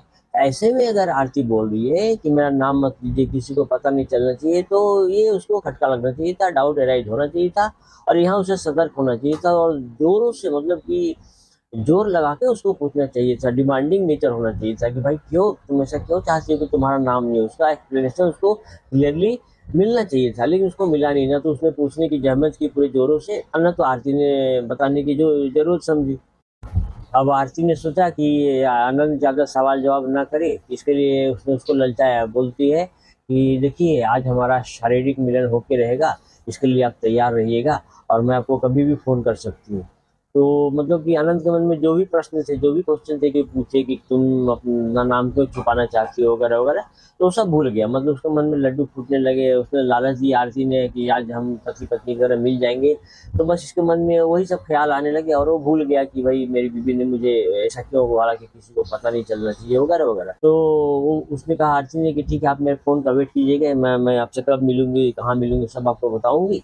तो आज पक्का हमारा शारीरिक मिलन होके रहेगा, लेकिन ये बात किसी को बताइएगा नहीं। तो आनंद खुश हो गया। आरती जो चाहती थी, उसको डाइवर्ट करना चाहती थी उसके दिमाग को, तो उसका दिमाग डाइवर्ट हो गया, उसके मन में लड्डू फूटने लगे। तभी आरती ने फिर से कहा, लेकिन हमारा शारीरिक मिलन आपके घर पर नहीं होगा। तो आनंद तो का बोला है, घर पे नहीं होगा, फिर कहाँ? तो आरती ने कहा कि वो मैं आपको देर रात को बताऊंगी कहाँ हमारा मिलन होगा। तो आनंद के मन में सवाल उठना चाहिए था कि भाई, यहाँ पे नहीं होगा तो कहाँ पे होगा? हम लोग कोई मैंने कि ऐसे कोई गैर कानूनी काम थोड़े ना कर रहे हैं कि कहीं और छुप कर करेंगे, कहाँ पे, मतलब कि ये क्या बात हुई? लेकिन उसने पूछा नहीं, और आरती ने भी बताना मुनासिब नहीं समझा। उसने सिर्फ कहा कि देर रात को मैं आपको फोन करूंगी, हम लोग कहाँ पे मिलेंगे, और उसके बाद आप वहाँ पर आ जाइएगा। तो आनंद ने सोचा कि अच्छा है, लगता है किसी और के घर पे या कुछ, जैसे होता है ना कि बहुत से लोग स्वागत मनाते हैं बड़े 5 स्टार होटल में, वगैरह वगैरह। तो उतना तो नहीं सोचा, क्योंकि वहाँ पे अगल बगल 5 स्टार होटल तो था नहीं। हाँ, लेकिन इतना सोचा कि हो सकता है किसी फ्रेंड का घर हो या किसी रिलेटिव का घर हो, कुछ खास साजो सज्जा से कुछ ऐसा कुछ कर रखा, उसने तैयारी वारी कर रखी, इसलिए मुझे वहाँ बुला रही थी। उसके मन में कोई ऐसा डाउट राइज हुआ नहीं कि कोई गड़बड़ जगह पे बुलाएगी या गलत जगह पे बुलाएगी और मेरे साथ कुछ बहुत बड़ा कांड करेगी। इस तरह का कोई ख्याल उसके दिमाग में आया नहीं। तो आरती से बात करने के बाद तो आनंद बहुत ही जोश में आ गया। अब तो उससे मिलन करने की तैयारी करने लगा। तो सैलून जा करके एकदम फ्रेश होकर के आ गया, अपनी पूरी तैयारी करवा के आ गया। और उसके बाद घर में भी पूरा नहाया धोया, फ्रेश कपड़े पहनने और पूरी मतलब तैयारी करने लगा कि भाई रात को हमको आरती से मिलना है। तो उसके लिए पूरा सज धज के हर तरह से तैयार हो रहा था। तो इस बात को रिंकी नोट कर रही थी कि भैया बहुत उत्साहित लग रहे हैं, बड़ा सज धज रहे हैं, क्या बात है। लेकिन कुछ समझ नहीं पा रही थी, क्योंकि उसको थोड़े पता था कि आरती बुलाने वाली है कहीं पे। वो तो सोची भाई आरती मायके में है और अभी भी भैया मिल के आए हैं। तो उसकी कुछ समझ में नहीं आ रहा था। वो सोच रही होगी कि कोई दोस्तों की पार्टी वार्टी में जाएंगे या कुछ ऐसा है क्या, कुछ तो मतलब उसके दिमाग में यही सब चल रहा था। ऐसा तो सोच भी नहीं सकती थी कि मतलब आरती भाभी उसके उसके भाई को मर्डर करने के लिए बुलाएगी। तो अपना आनंद तैयार होता रहा, और आई देखती कि कुछ तो अजीब बात हो रही है। तो चलो वेट कर लेते, देख लेते कि भैया रात को कहाँ जाते हैं, किसके पास जाते हैं। तो उसने क्या पढ़ने का बहाना किया। वो 10वीं क्लास की स्टूडेंट थी। तो बोली भैया मैं थोड़ा सुबह के लिए पढ़ाई कर रही हूँ, कुछ होमवर्क करना है तो बाकी रह गया, तो मैं पढ़ रही हूँ। और वो पढ़ाई करने का नाटक करते करते मैंने दूसरी थोड़ा दूरी पे बैठ के पढ़ने लगी, और अपने भाई पर नजर भी रख रही थी चुप चुप के कि मेरा देखे भैया कहाँ जाते हैं इतना सज धज के। ऐसा उसने कभी देखा नहीं था इतनी रात को कभी जाते हुए। तो वो नजर रखी थी, और आनंद भी पूरा जोश में हर समय मतलब मोबाइल पे ही देखे जा रहे कि कब फोन आएगा, कब फोन आएगा। और फिर देर रात को लगभग मैंने 12 बजे के आसपास, मतलब 12 बजे के आसपास उसके मोबाइल की घंटी बजी, और उसने झट से फ़ोन उठा लिया। और इस बार उसने आरती का नाम ले लिया, क्योंकि आरती ने मना कर रखा था।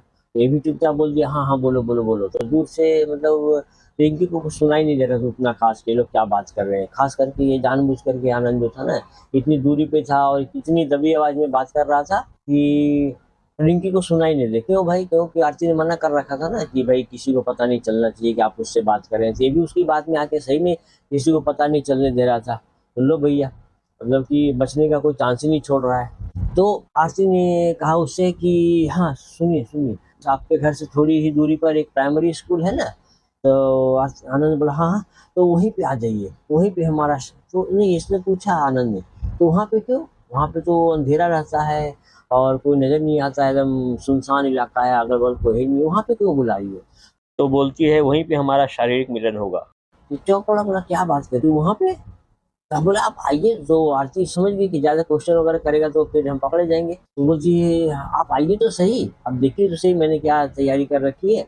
आपको सरप्राइज दूंगी, आप आइए। तो ये तो जोश में था। इस बंदे का तो मतलब कि विवेक ही उस वक्त घास चढ़ने गया था। क्या है कि सुंदर लड़की के चक्कर में पड़ गया और उसकी सुंदरता पे मोहित हो गया, तो कुछ भी इसको मतलब सोचने का मतलब होश ही नहीं रहा था, कुछ और सोचे कि भाई कुछ और मेरे साथ कांड होने वाला है, मेरे साथ कोई कांड करने वाली है, ये नागिन मुझे डसने वाली है। ये सब सोचने का उसको कुछ होश ही नहीं था। मतलब कि प्यार में अंधा हो जाना, चलो ठीक है, प्यार में अंधा लोग हो जाते हैं, लेकिन दिमाग तो खुला ही रखना चाहिए ना। तो आनंद के केस में ऐसा नहीं हुआ। अब वो पूरी बात सुन करके और फोन वोन काट करके रेडी होने जाने के लिए तैयार होने लगा। रिंकी की तो कुछ समझ में ही नहीं आया कि भैया कहाँ जाने लगे। तो इसने देखा बाहर बारिश मतलब होने वाली है, बूंदाबांदी हो भी रही थी। दिन के वक्त में बारिश हुई भी थी, मतलब कि अगस्त का महीना चल रहा था। तो और रात के 12 बज भी रहे थे। तो रिंकी आकर के पहुंच गई अपने भैया के पास, देखी भैया बाहर निकलने वाले हैं। तो बोल भैया कहीं जा रहे हैं क्या? हाँ हाँ जा रहा हूँ रिंकी। तो किसका फोन था भैया? तो वो छुपा गया आनंद। बोलता है मेरे एक दोस्त का था, दोस्त का। तो रिंकी ने पूछा दोस्त का फोन था तो मतलब कि किसका था, मतलब कहीं जा रहे हैं, कहाँ जा रहे हैं? तो बताने नहीं चाह रहा है, बड़ा गड़बड़ सड़बड़ जवाब दे रहा है, मतलब वो उलट पुलट, कुछ समझ में नहीं आ रही रिंकी को क्या भैया बोल रहे हैं। तो उसने बोला कि नहीं मेरा एक दोस्त बीमार है, उसको देखने जा रहा हूँ। तो अब रिंकी अच्छा ये समझ गया बंदा आनंद कि मैं अब ज्यादा देर रुकूंगा, ज्यादा इसके सवालों का जवाब दूंगा तो ये और पूछेगी। तो वो इससे पहले कि ज्यादा कुछ पूछे तो चलता बना, छाता कोने में पड़ा हुआ था उसको उठाया, अब बाहर निकल के चलता बना। तो रिंकी क्या है कि अब ज्यादा सवाल कर नहीं सकती कि उस एरिया में, मैंने उस तरह के शहर में, हमारे देश में बहुत ऐसे शहर हैं जहाँ पे छोटी बहनें बड़े भाइयों से ज्यादा सवाल जवाब नहीं कर सकती। अगर ज्यादा सवाल करेगी तो उसको बड़ा असभ्य माना जाएगा, अच्छा नहीं माना जाता है। तो रिंकी इतना भी बात कर ली, बहुत से इतना पूछ ली कि भैया कहाँ जा रहे हो, वरना कुछ लोग तो भाई डांट देते हैं तुझे क्या लेना देना। रिंकी क्या उनके बीच ऐसा रिश्ता था नहीं, प्यारा रिश्ता था, इसलिए रिंकी इतना पूछ पाई कि भैया कहाँ जा रहे हैं। लेकिन अब किसके पास जा रहे हैं, कौन सा दोस्त है, ज्यादा वो खोज खोज करके पूछ नहीं सकती थी। बस वो चुपचाप सहन कर गई। और उसने ऐसे भी देखा कि सज धज के जा रहे हैं, तो सोची कि होंगे मतलब कोई पार्टी वार्टी में तो नहीं जा रहे भैया, बहुत ही मतलब खुश लग रहे हैं वगैरह वगैरह। तो उसने ज्यादा पूछना मुनासिब नहीं समझा। उसको क्या पता था कि उनका मर्डर होने वाला है, मौत के मुंह में जा रहे हैं। पता होता तो पूछती नहीं, बल्कि पीछे पीछे जाती। लेकिन किसी को पता थोड़े होती, इतना सारा कैसे पता चलेगा? तो हिंट तो मिलना चाहिए। आनंद को हिंट मिल रहा था आरती से कि किसी को बताइए मत, चुपके से आ जाइए, एक सुनसान खंडर नुमा मतलब स्कूल में आ जाइए, हम लोग स्वागत मनाएंगे। मैंने ऐसी ऐसी बातें, किसी को मेरा नाम नहीं पता चले। आनंद को तो हिंट मिल रहा था, लेकिन वो हिंट पकड़ नहीं रहा था, और रिंकी को तो कोई हिंट ही नहीं मिल रहा था, तो वो कहाँ से पकड़ेगी बेचारी। तो बस वो चुपचाप वहीं खड़ी रही, अपने भैया को जाता देखती रही। अब उधर आनंद जब आरसी के पास पहुंच गया, वो जो प्राइमरी स्कूल था वो अंधेरे में डूबा हुआ था। ऐसे तो वहाँ पे बल्ब वगैरह थे, लेकिन लाइट जल नहीं रही, बस चांदनी रात वाली थोड़ी रोशनी थी, और चारों तरफ कोई भी नहीं था। मतलब पूरा खुला सुनसान इलाका रहता था। दिन के वक्त भले ही थोड़ी चहल पहल रहती होगी, रात के वक्त तो उधर कोई फटकता भी नहीं था। वो आनंद वहाँ पहुंच करके आरती को देखकर चकराया, बोला तुमने मुझे यहाँ क्यों बुलाया है? तो आरती ने बोला कि इतने हड़बड़ा क्यों रखे, जरा पेशेंस रखिए, धीरे रखिए। तो मैं आपके साथ यहाँ सुहागरात मनाने के लिए आपको बुलाई हूँ। तो चौंक पड़ा, बोला इस जगह में सुहागरात? मुझे लगा तुम कहीं और लेके चलोगे यहाँ से। बोले नहीं नहीं, मैं आपको एक सरप्राइज देने वाली हूँ, और मैं आपके सामने नंगी होने वाली हूँ, पूरी तरह से नेकेड होने वाली हूँ, जो मैंने आपको खटका नंबर 3 में शुरुआत में बताया था। तो मैं आपके सामने पूरी तरह नेकेड होने वाली हूँ, तो इसके लिए आप अपनी आंखें बंद कर ली, क्योंकि मुझे शर्म आएगी। तो आनंद बोला ठीक है, मैं अपनी आंखें बंद कर लेता हूँ। उसने अपनी पलकें बंद कर ली। तो आरती ने कहा नहीं नहीं, ऐसे नहीं, ऐसे आप पलकें बंद करेंगे तो आपका कभी भी मन ललच जाएगा, आप टेम्पटेड हो जाएंगे मुझे देखने के लिए, तो आप अपनी आंखें खोल सकते हैं। तो अपने पलकें खोल करके बोला तो क्या चाहती हो तुम? तो वो बोले कि नहीं, मैं आपकी आंखों पर पट्टी बांधूंगी। वो आनंद बोला पट्टी? पट्टी क्यों बांधूंगी? नहीं नहीं, मुझे भरोसा नहीं है, आप बीच में आंखें खोल लेंगे। और उसने झट से अपने पास से एक पट्टी निकाली, वो पट्टी लेकर के आई थी। उसने पूरी तैयारी कर रखी थी इसको मर्डर करने की। आनंद तो चकराया, अरे इसके पास पट्टी भी है। तो उसने पूछा भी, करे पट्टी लेकर आई हो? तो बोली कि हाँ मुझे मालूम है कि मुझे कैसे क्या करना है। तो आपकी आंखें बंद करूंगी, आप आंखें बंद नहीं करेंगे, ललच जाएंगे मुझे देखने के लिए, तो आप अपनी आंखें खोल देंगे, इसलिए मैं पट्टी बांधूंगी। तो वो बोलता लो भाई, जब तुम्हें मुझ पर इतना भरोसा नहीं है तो बांध दो पट्टी। और उसने अपनी आंखों पर पट्टी बंधवा ली। बताइए भला, मतलब एक सुनसान जगह में वो जो स्कूल है जहाँ पे कोई भी नहीं है, वहां पे वो अपनी आंखों पर पट्टी बंधवा रहा है, और उसकी बीवी जो है बोली कि मैं आपके सामने नंगी होंगी, नेकेड होंगी।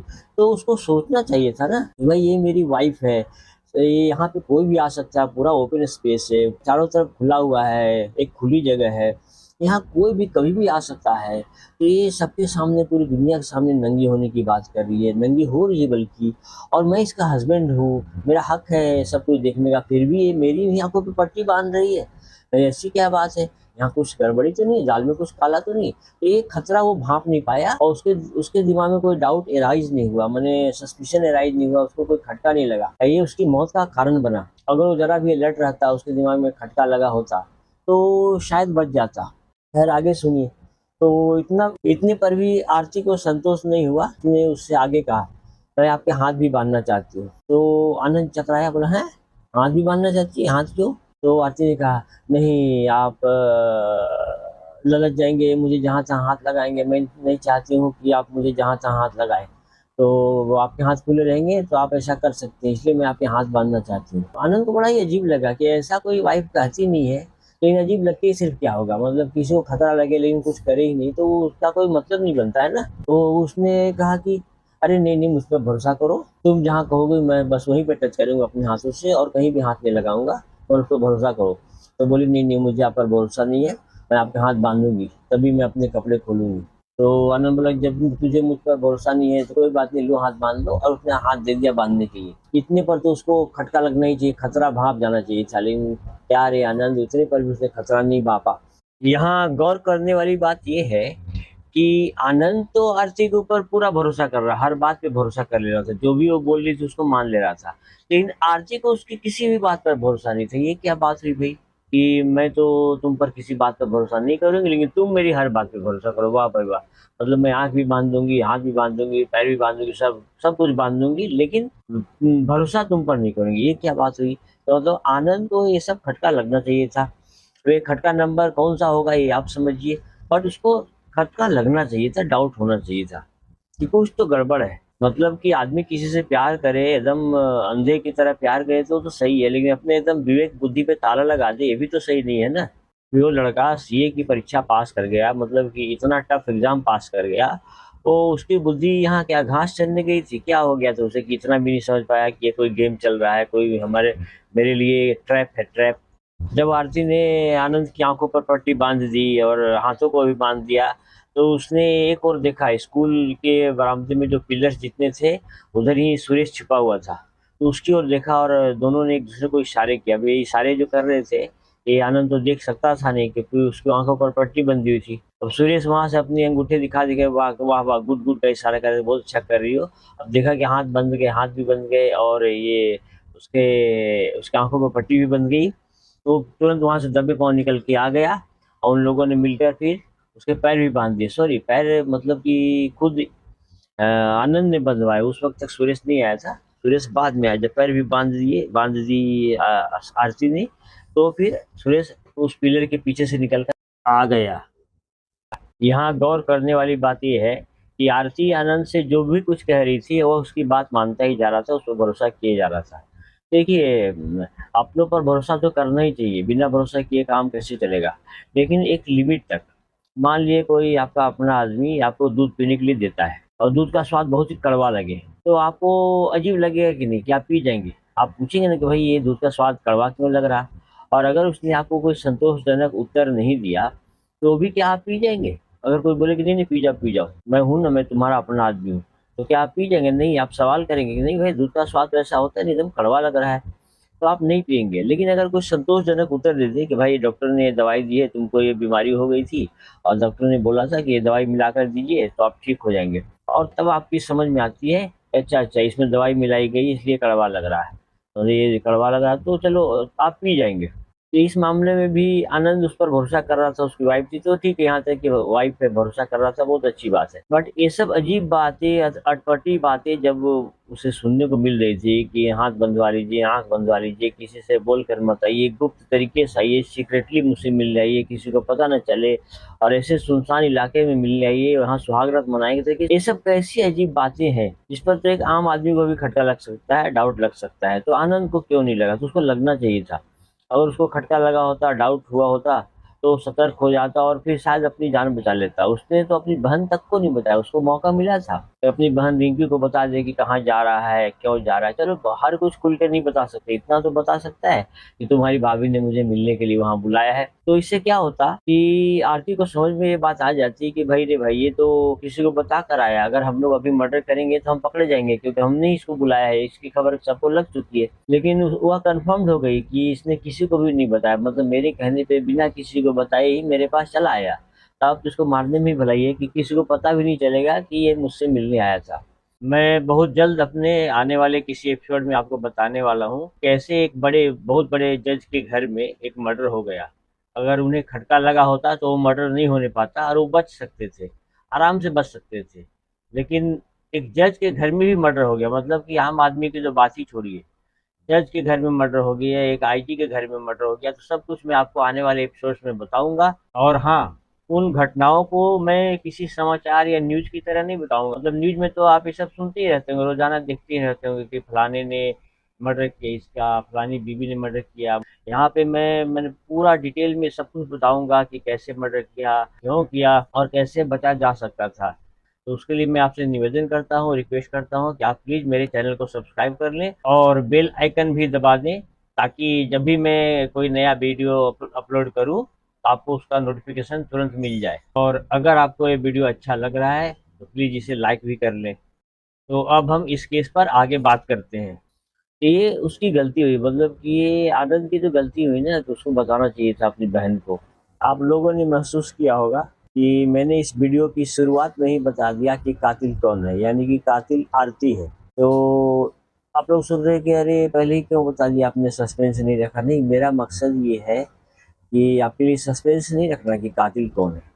मेरा मकसद इस सीरीज को शुरू करने का है कि आपको मैं ये बता सकूं कि विक्टिम बच कैसे सकता था, मतलब कि कातिल से विक्टिम कैसे बच सकता था, उसको क्या खटका लग सकता था, क्या एहतियात बरत सकता था, कैसे सतर्क हो सकता था, कैसे अलर्ट हो सकता था। तो यही मेरा मकसद है, इसलिए मैंने पहले ही कातिल का नाम बता दिया।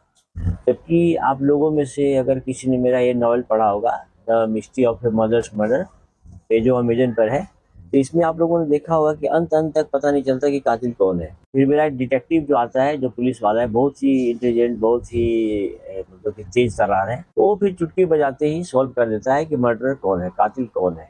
तो मतलब कि उसमें मैंने अंत अंत तक नहीं खोला है कि कातिल कौन है, जबकि इस एपिसोड में मैंने पहले ही खोल दिया कि कातिल कौन है। तो एक्चुअली नॉवेल्स जो मैं लिखता हूँ उसमें मैं ये दिखाने की कोशिश करता हूँ कि भाई अपराधी कितना भी चालाक क्यों न हो, वो तभी तक बचा जा सकता है कि जब तक उसका पाला किसी ऐसे इंटेलिजेंट आदमी से नहीं पड़ा है जो उसकी पोल खोल सके, जो उसके तक पहुंच सके। तो मेरे उपन्यास में जितने भी मेरे किरदार होते हैं ना, बहुत इंटेलिजेंट होते हैं, पुलिस वाले हों या जासूस हो, जो चुटकी बजाते ही किसी भी क्राइम को सॉल्व कर देते हैं, किसी भी केस को सॉल्व कर देते हैं और कातिल तक पहुंच जाते हैं। मेरा एक दूसरा उपन्यास है रहस्यमय पति और चश्मे वाला कातिल। तो इसमें क्या होता है कि एक ऐसा कातिल है जिसको लोग चश्मे वाला कातिल के नाम से जानते हैं, क्योंकि वो चश्मा पहनता है। तो हर किसी का जो भी उसका राज जान जाता है उसका कत्ल करते जाता है, वो चाहे पुलिस वाला ही क्यों न हो, कोई जासूस ही क्यों न हो। इस तरह अनगिनत पुलिस वालों को मार चुका है। तो अब तक उसको पकड़ना तो दूर, कोई पहचान तक नहीं पाया है कि वो है आखिर कौन। उसकी पहचान सिर्फ इतनी है कि वो चश्मा पहनता है। तो उसको पकड़ता है हमारा जासूस शिवराज जासूस, जो इतना इंटेलिजेंट है ना कि किसी भी केस को चुटकी बजाते ही सॉल्व कर देता है। तो इस तरह के उपन्यास में मैं ये दिखाने की कोशिश करता हूँ कि अपराधी चाहे कितना भी चालाक क्यों न हो, उसकी चालाकी धरी की धरी रह जाएगी जब शिवराज जासूस के जैसा कोई इंटेलिजेंट आदमी आ जाएगा। इसलिए मेरा कहना है कि आप लोग अपराध न करें, क्योंकि अपराधी कितनी भी चालाकी से अपराध करेगा तो पकड़ा जाएगा। लेकिन इस तरह के केस में, जो आरती का केस है, इसमें मैं ये दिखाने की कोशिश करता हूँ, मतलब यूट्यूब के लिए जो मैं वीडियो बना रहा हूँ उसमें मैं ज़्यादातर केस में ये दिखाने की कोशिश करूंगा कि आदमी, भाई विक्टिम जो है, वो कैसे बच सकता था, प्रिवेंट कर सकता था, अलर्ट अगर रहता तो अपना बचाव कर सकता था। तो अब मैं आनंद की कहानी को आगे बढ़ाता हूँ। उधर रिंकी थोड़ी असमंजस में थी, बहुत बड़ी दुविधा में थी। उसकी समझ में नहीं आ रहा था कि अपने माता पिता को ये बात बताए या नहीं बताए। अगर वो बात बताती है तो उसके बड़े भैया बोल सकते थे कि तुमने चुगली लगा दी। उधर के मतलब वो उस तरह के शहर में, मतलब हमारे इंडिया में कई जगहों में अगर छोटी बहन या छोटा भाई कुछ इस तरह की बात करता है तो उसको चुगली लोग कहते हैं कि चुगली लगा दी। तो उसने उसको किसी को बताया नहीं। लेकिन रात के 12 बजे के आसपास जब फोन आया था आनंद को, तो ये थोड़ा रिंकी को अब नॉर्मल लगा था। मतलब कि उस तरह के शहर में रिंकी ने तो कभी भी आनंद को बात करते नहीं देखा था। रात को 10 बजे के बाद कभी भी फोन आया हो किसी का, ऐसा तो उसने कभी नहीं देखा था। हालांकि ऐसे कई शहरों में रात के 12 बजे के 1-2 बजे 3 बजे भी लोग बातें करते हैं, जो अब नॉर्मल नहीं लगता है। लेकिन रिंकी के इलाके में ये अब नॉर्मल बात थी, उसके लिए नॉर्मल नहीं थी, क्योंकि इसके पहले आनंद ने कभी भी किसी से 10 बजे के बाद बात नहीं की थी, और ना तो किसी ने आनंद को फोन ही किया था। तो उस दिन सिर्फ रात के 12 बजे फोन आया, तो उसको थोड़ी चिंता हुई कि क्या बात है, आज तक भैया को किसी ने इस तरह से फोन नहीं किया, कौन हो सकता है। उसको तो सपने में भी गुमान नहीं था कि ये उसकी भाभी का फोन होगा। अब ऐसी भी कोई बात नहीं थी कि वो अपने माता पिता को बताए। तो थोड़ी देर चिंता में रही और फिर सर को झटक करके सोने चली गई। लेकिन सो तो रही थी, लेकिन उसे ठीक से नींद नहीं आ रही थी। उसी तरह से चिंता करते करते, नींद लाने की कोशिश करते करते 3-4 घंटे बीत गए। फिर भोर हो गई, मतलब कि सुबह के 5 बज गए। इस बीच वो बार बार घड़ी को देखती थी, इतनी देर हो गए, भैया अभी तक आए नहीं। कई बार उसके मन में आया कि मैं फोन करूं, लेकिन क्या है कि फोन करना भी उसे उचित नहीं लगा, मुनासिब नहीं लगा, कि कहीं भैया बिगड़ न जाए कि अरे मैं इधर था, तुमने क्यों फोन किया मुझे। ऐसा होता है कई लोग कि मैं मीटिंग में था, मैं यहाँ था, मैं पार्टी में था, क्या जरूरत थी फोन करने की, ऐसी क्या बात हो गई। तो वो सोच के भी थोड़ी झिझक हो गई, उसको फोन नहीं की। लेकिन अब जब सुबह हो गई तो उसे थोड़ी चिंता हो गई कि अभी तक भैया आए नहीं, बोल कर गए थे कि कोई दोस्त बीमार है, तो जरा पता करती हूँ। अगर दोस्त बीमार होता तो फिर सच धज के तो नहीं जाते, लेकिन फिर भी क्या पता कोई सच में बीमार हो गया हो। तो अपने भैया को फोन लगाने लगी, लेकिन फोन रिंग तो कर रहा था, लेकिन कोई उठा नहीं रहा। तब तो उसकी चिंता और बढ़ गई। तो उसने थोड़ी देर वेट किया कि भैया कॉल बैक करेंगे, हो सकता है किसी के साथ में हो, कॉल बैक करेंगे। लेकिन काफी देर तक आनंद ने कॉल बैक किया नहीं। तो फिर रिंकी ने फिर से फोन किया तो बड़ी अजीब बात हुई। इस बार तो फोन स्विच ऑफ हो गया। मतलब कि पहले तो कॉल गया भी था, रिंग किया भी था, इस बार तो फोन गया ही नहीं, मतलब कि फोन स्विच ऑफ हो गया। तो उसकी चिंता थोड़ी बढ़ गई, अरे ये क्या बात होगी, भैया ने ना फोन उठाया ना कॉल बैक किया, ऊपर से फोन स्विच ऑफ क्यों कर दिया, ऐसा तो करते नहीं। कुछ तो जरूर बात है। अब थोड़ी उसे आशंका होने लगी किसी अनहोनी की। अब कुछ उसको दाल में कुछ काला नजर आने लगने लगा कि नहीं नहीं, कुछ तो गड़बड़ है। अब माता पिता को ये बात बतानी चाहिए। उसने जाकर के माता पिता को ये बात बता दी। माता पिता चकराए, दोनों लोग चकराए, बोले ये क्या बात होगी, रात को चला गया, कहाँ चला गया, कौन सा दोस्त बीमार पड़ गया भाई, किसी को बताया नहीं। तो उनको भी ये बात बड़ी अटपटी लगी कि पहले शाम से ही वो सज धज रहा था, अचानक चला गया, किसके पास गया किसी को पता नहीं। तो रिंकी के पिता रिंकी को लेकर के पूरे अपने गली मोहल्ले में घूमने लगे, आनंद के सारे दोस्तों के पास जाने लगे, वही चंद्रेश, प्रकाश, लोकेश और असलम, ये लोग सब लोग थे, सबसे वो बात करने लगे, सबसे पूछताछ करने लगे कि भाई कौन सा तुम लोगों का कौन सा दोस्त बीमार है जिसको देखने के लिए आनंद रात को गया। जिसने भी सुना वही बहुत चक्कर रह गया है, ऐसा कौन सा दोस्त हमारा बीमार पड़ गया कि जिसको देखने के लिए ये आनंद को जाना पड़ा और हमें पता चल नहीं। तो उनको भी लगा कि ऐसा कौन सा दोस्त यार, हमें पता नहीं। तो सबको वो लोग फोन घुमाने लगे, किसी को पता नहीं। तो उन्होंने आनंद के पिता को बताया, नहीं नहीं ऐसा तो कोई हमारा दोस्त है ही नहीं, और वो पैदल गया है, मतलब कि ज्यादा दूर नहीं गया है। अब क्या करे, तो सब बाकी दोस्त लोग भी आनंद को फोन लगाने लगे, लेकिन किसी का भी फोन लग नहीं रहा था, सबको स्विच ऑफ बता रहा था। अब सबको चिंता होने लगी, ये क्या बात हुई भाई। अब आनंद के पिता को घबराहट भी होने लगी, आनंद की माँ भी घबरा गई, रिंकी भी घबरा गई, सारे दोस्त लोगों को भी चिंता हुई कि ये क्या बात होगी भाई, आनंद कहाँ चला गया, उसको फोन नहीं लग रहा, फोन स्विच ऑफ है। तो अब उनके कुछ समझ में नहीं आ रहा था कि क्या करें। अच्छा, इतना कम समय हुआ था कि ऐसे में कोई गुमशुदगी की रिपोर्ट तो लिखवाता नहीं है, ना तो कोई अनहोनी की रिपोर्ट पुलिस स्टेशन में लिखवाता नहीं। लेकिन क्या है, उनका पुलिस घर के पास ही सिविल लाइंस पुलिस स्टेशन था। तो उन्होंने सोचा चलो वहाँ बात कर लेते हैं, उनकी पहचान थी वहाँ के कुछ लोगों से, तो चलो उनसे बात कर लेते हैं। तो वे लोग गए पुलिस स्टेशन, वहाँ पे सब इंस्पेक्टर संतोष जैन मिल गए। तो उनको उन्होंने पूरी बात बताई। अभी वो पूरी बात बता ही रहे थे थोड़ा कि बीच में संतोष जैन को फोन आ गया कि पास के प्राइमरी स्कूल से एक टीचर ने फ़ोन किया था, और फ़ोन करके बताया कि यहाँ हमारे स्कूल के बरामदे में एक युवक की लाश पड़ी है, उसके हाथ पैर बंधे हुए हैं, मुंह पे पट्टी बंधी, सॉरी आंखों पे पट्टी बंधी हुई है, आप जल्दी से जाइए। सब सारे स्टूडेंट लोग डरे समय खड़े हैं इधर। तो ये बात जैसे ही संतोष जैन को पता चली, तो उनको ऐसा लगा जो हुलिया टीचर ने बयान किया था, वो हुलिया बिल्कुल आनंद से मैच खाता था। तो उन्होंने उनकी और आनंद के पिता वगैरह की ओर देखा, समझ में नहीं आया कि इनको बताए कि नहीं बताया। बिना बताए संतोष जैन आगे बढ़ने लगे अपनी जीप की तरफ। तो फिर उनके मन में क्या आया, बोले कि ऐसा है कि स्कूल पास के प्राइमरी स्कूल में एक लाश मिली है, युवक की लाश मिली है, तो आप लोग चलकर देखिए तो कि कहीं। लेकिन उनको कहना चाहते थे कहीं वो लाश आपके बेटे की ही तो नहीं, लेकिन उन्होंने बोला नहीं, बस बात अपनी अधूरी छोड़ दी। उनको लगा कि अगर ये बात बता देंगे तो ठीक नहीं रहेगा, उनके ऊपर कुछ बुरा बीत सकता है। इस तरह सब इंस्पेक्टर संतोष जैन कुछ पुलिस वालों के साथ और आनंद के परिवार के साथ और आनंद के दोस्तों के साथ प्राइमरी स्कूल में पहुंच गए। वहाँ उन्होंने देखा कि एक युवक की लाश पड़ी हुई है, तो वे तो पहचान नहीं पाए कि आनंद की लाश है कि नहीं, लेकिन आनंद के पिता ने जैसे ही लाश को देखा, बस वो घबराहट में बेहोश हो गए, मूर्छित होकर कह रहे ये तो मेरा बेटा, इससे क्या हो गया। रिंकी भी देख कर के पूरा दहाड़े मार कर रोने लगी। तो आनंद के दोस्तों ने उनको संभाला, मतलब आनंद के पिता को संभाला, पानी वानी छिड़क के होश में लाया और रिंकी को भी संभाला। उसके बाद सब इंस्पेक्टर संतोष ने आनंद के पिता से पूछा कि आनंद की हालत देख करके तो यही लग रहा कि इसकी हत्या की गई है, तो आपको कुछ शक है कि इसकी हत्या कौन कर सकता है, यहाँ इस तरह से इसको किसने बुलाया होगा। आनंद के पिता ने रिंकी की तरफ देखा और पुलिस वाले को बोला कि रिंकी ही सब कुछ बता सकती है, क्योंकि रात से ही इसे सब कुछ ना मिस्टीरियस लग रहा था, कुछ न कुछ इसे लग रहा था कि कोई गड़बड़ी है, लेकिन इसकी हिम्मत नहीं हो रही थी कि अपने भैया से पूछे, बात करे। फिर रिंकी ने सारी बातें पुलिस वाले को, मतलब सब इंस्पेक्टर संतोष जैन को बताई। तो पूरी बातें सुनकर संतोष जैन बोले कि बिल्कुल बिल्कुल हत्यारे ने ही फोन किया होगा, वो 12 बजे रात को, 12-1 बजे रात को जिसने भी फोन किया था, जिसने भी बुलाया, किसी न किसी बहाने से आनंद को यहाँ पे बुलाया और उसको मर्डर कर दिया। तो पक्का इसका मोबाइल भी वो लोग ले गए होंगे, वो लोग उसका पॉकेट वगैरह ढूंढते, कहीं भी मोबाइल नहीं मिलता है। तो संतोष जैन का शक सही निकलता है और वो बोलते हैं कि देखो इसका मोबाइल को भी वो लोग साथ में लेके चले गए। अब वो लोग मोबाइल पे फोन लगाते हैं, मोबाइल स्विच ऑफ बताता है, मतलब उन्होंने मोबाइल को तोड़ा नहीं है, अपने पास रखा हुआ है। तो संतोष जैन ने सबको दिलासा दिया कि घबराइए मत, हम लोग बहुत जल्द पता कर लेंगे कि आनंद को फोन करके किसने बुलाया था। कातिल भी कितना भी चालाक क्यों न हो, सीडीआर से हम पता कर लेंगे कि किसने आनंद को फोन किया था और वो अभी कहाँ पे छुपा हुआ है। लेकिन पहले हम लाश को पोस्टमार्टम के लिए भिजवाते हैं। इसके बाद संतोष जैन ने पुलिसिया कार्रवाई की और उसके बाद लाश को पोस्टमार्टम के लिए भिजवा दिया। पोस्टमार्टम की रिपोर्ट आने के पहले ही संतोष जैन पता कर चुके थे सीडीआर से कि उस वक्त जो फोन आया था आनंद को, वो आरती का था। अब जैसे ही सब लोगों ने सुना, मतलब कि आनंद के घर वाले ने सुना कि आरती का फोन आया था, सब लोग भौचक्के रह गए। उनको तो यकीन ही नहीं आया कि आरती उतनी रात मुझे फोन की थी और अभी तक खबर लेने तक नहीं आई कि क्या हुआ। लेकिन सब इंस्पेक्टर संतोष जैन ने आरती के ऊपर कोई कार्रवाई नहीं की।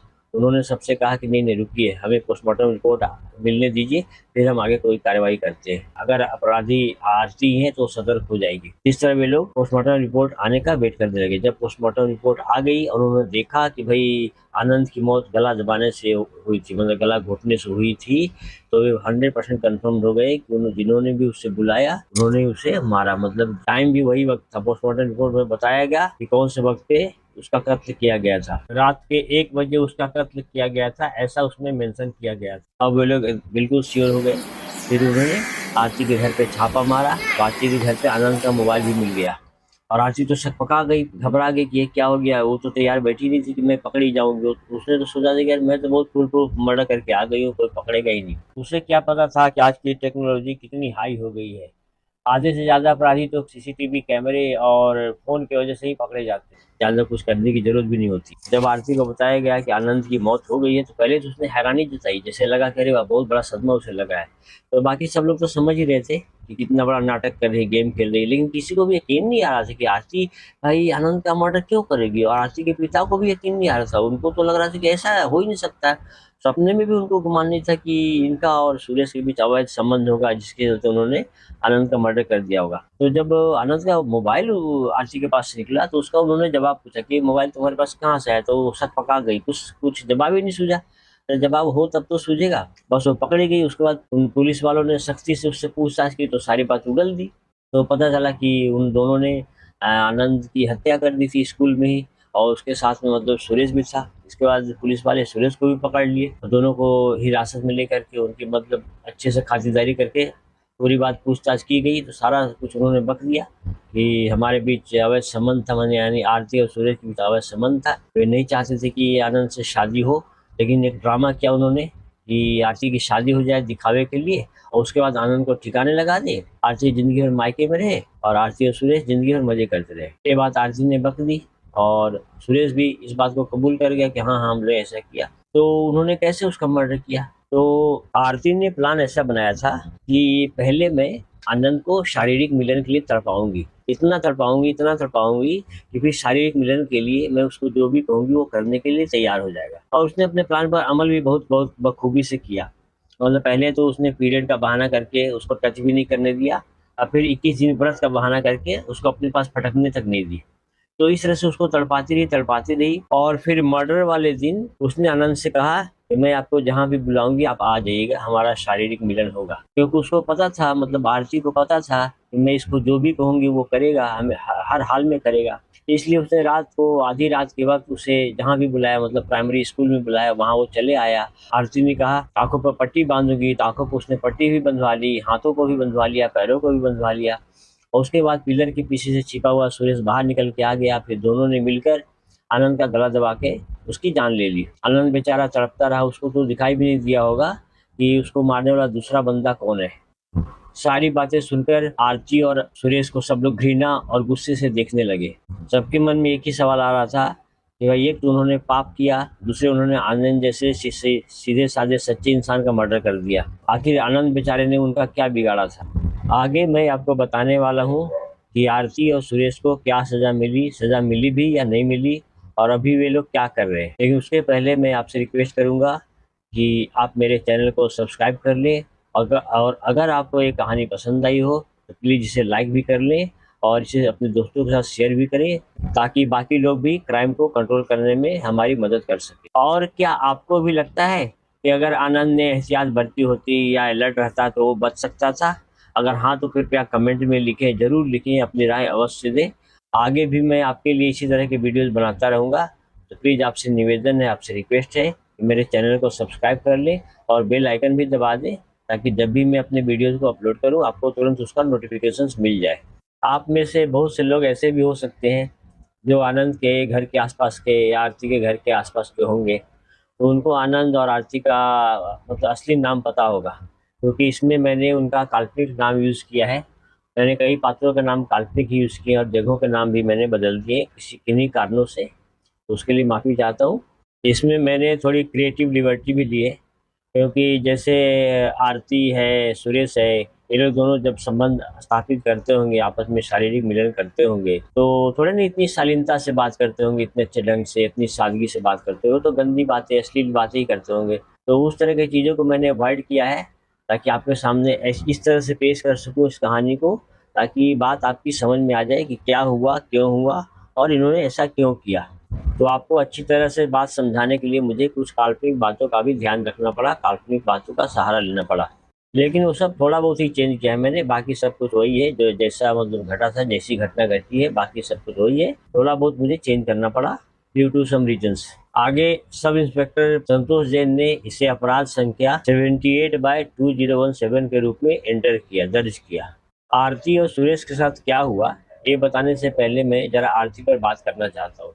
आरती जो गलती कर रही थी, जो पाप कर रही थी, और सुरेश के साथ मिलकर जो कर रही थी, तो उस गलती को सुधार सकती थी। क्योंकि आदमी बचपन में तो कई गलतियां करता है, इसका मतलब थोड़े नहीं है कि जिंदगी भर वो गलतियां ही करता रहेगा। तो इसी तरह से आरती जो पाप कर रही थी या जो अपराध कर रही थी, तो उसको चाहती तो जब आनंद से उसकी शादी हो रही थी उसको सुधार सकती थी। क्योंकि इंसान की जिंदगी में कई ऐसे मौके आते हैं, कई ऐसे पल आते हैं जब उसे अपनी गलती सुधारने का मौका मिलता है। लेकिन अगर उस मौके का फ़ायदा न उठाए और फिर भी अपनी गलती को जारी रखे, तो ये तो ठीक बात नहीं है ना। तो जब आरती की शादी सेट हो गई आनंद के साथ, इतने अच्छे लड़के के साथ जो 3 लाख रुपए सैलरी कमा रहा है, मतलब 3 लाख का वेतन उसको मिलने वाला है और आगे पता नहीं कितने 3 से 30 लाख तक वो कमाएगा हर महीने। तो और इतना अच्छा लड़का है, इतना हैंडसम है, इतने अच्छे दिल वाला है, हर तरह से ठीक ठाक लड़का है। तो ऐसे पति को छोड़कर, ऐसे पति को मारकर वो सुरेश के साथ अपनी वो मतलब पाप को और आगे क्यों बढ़ाना चाहती है? उसके सामने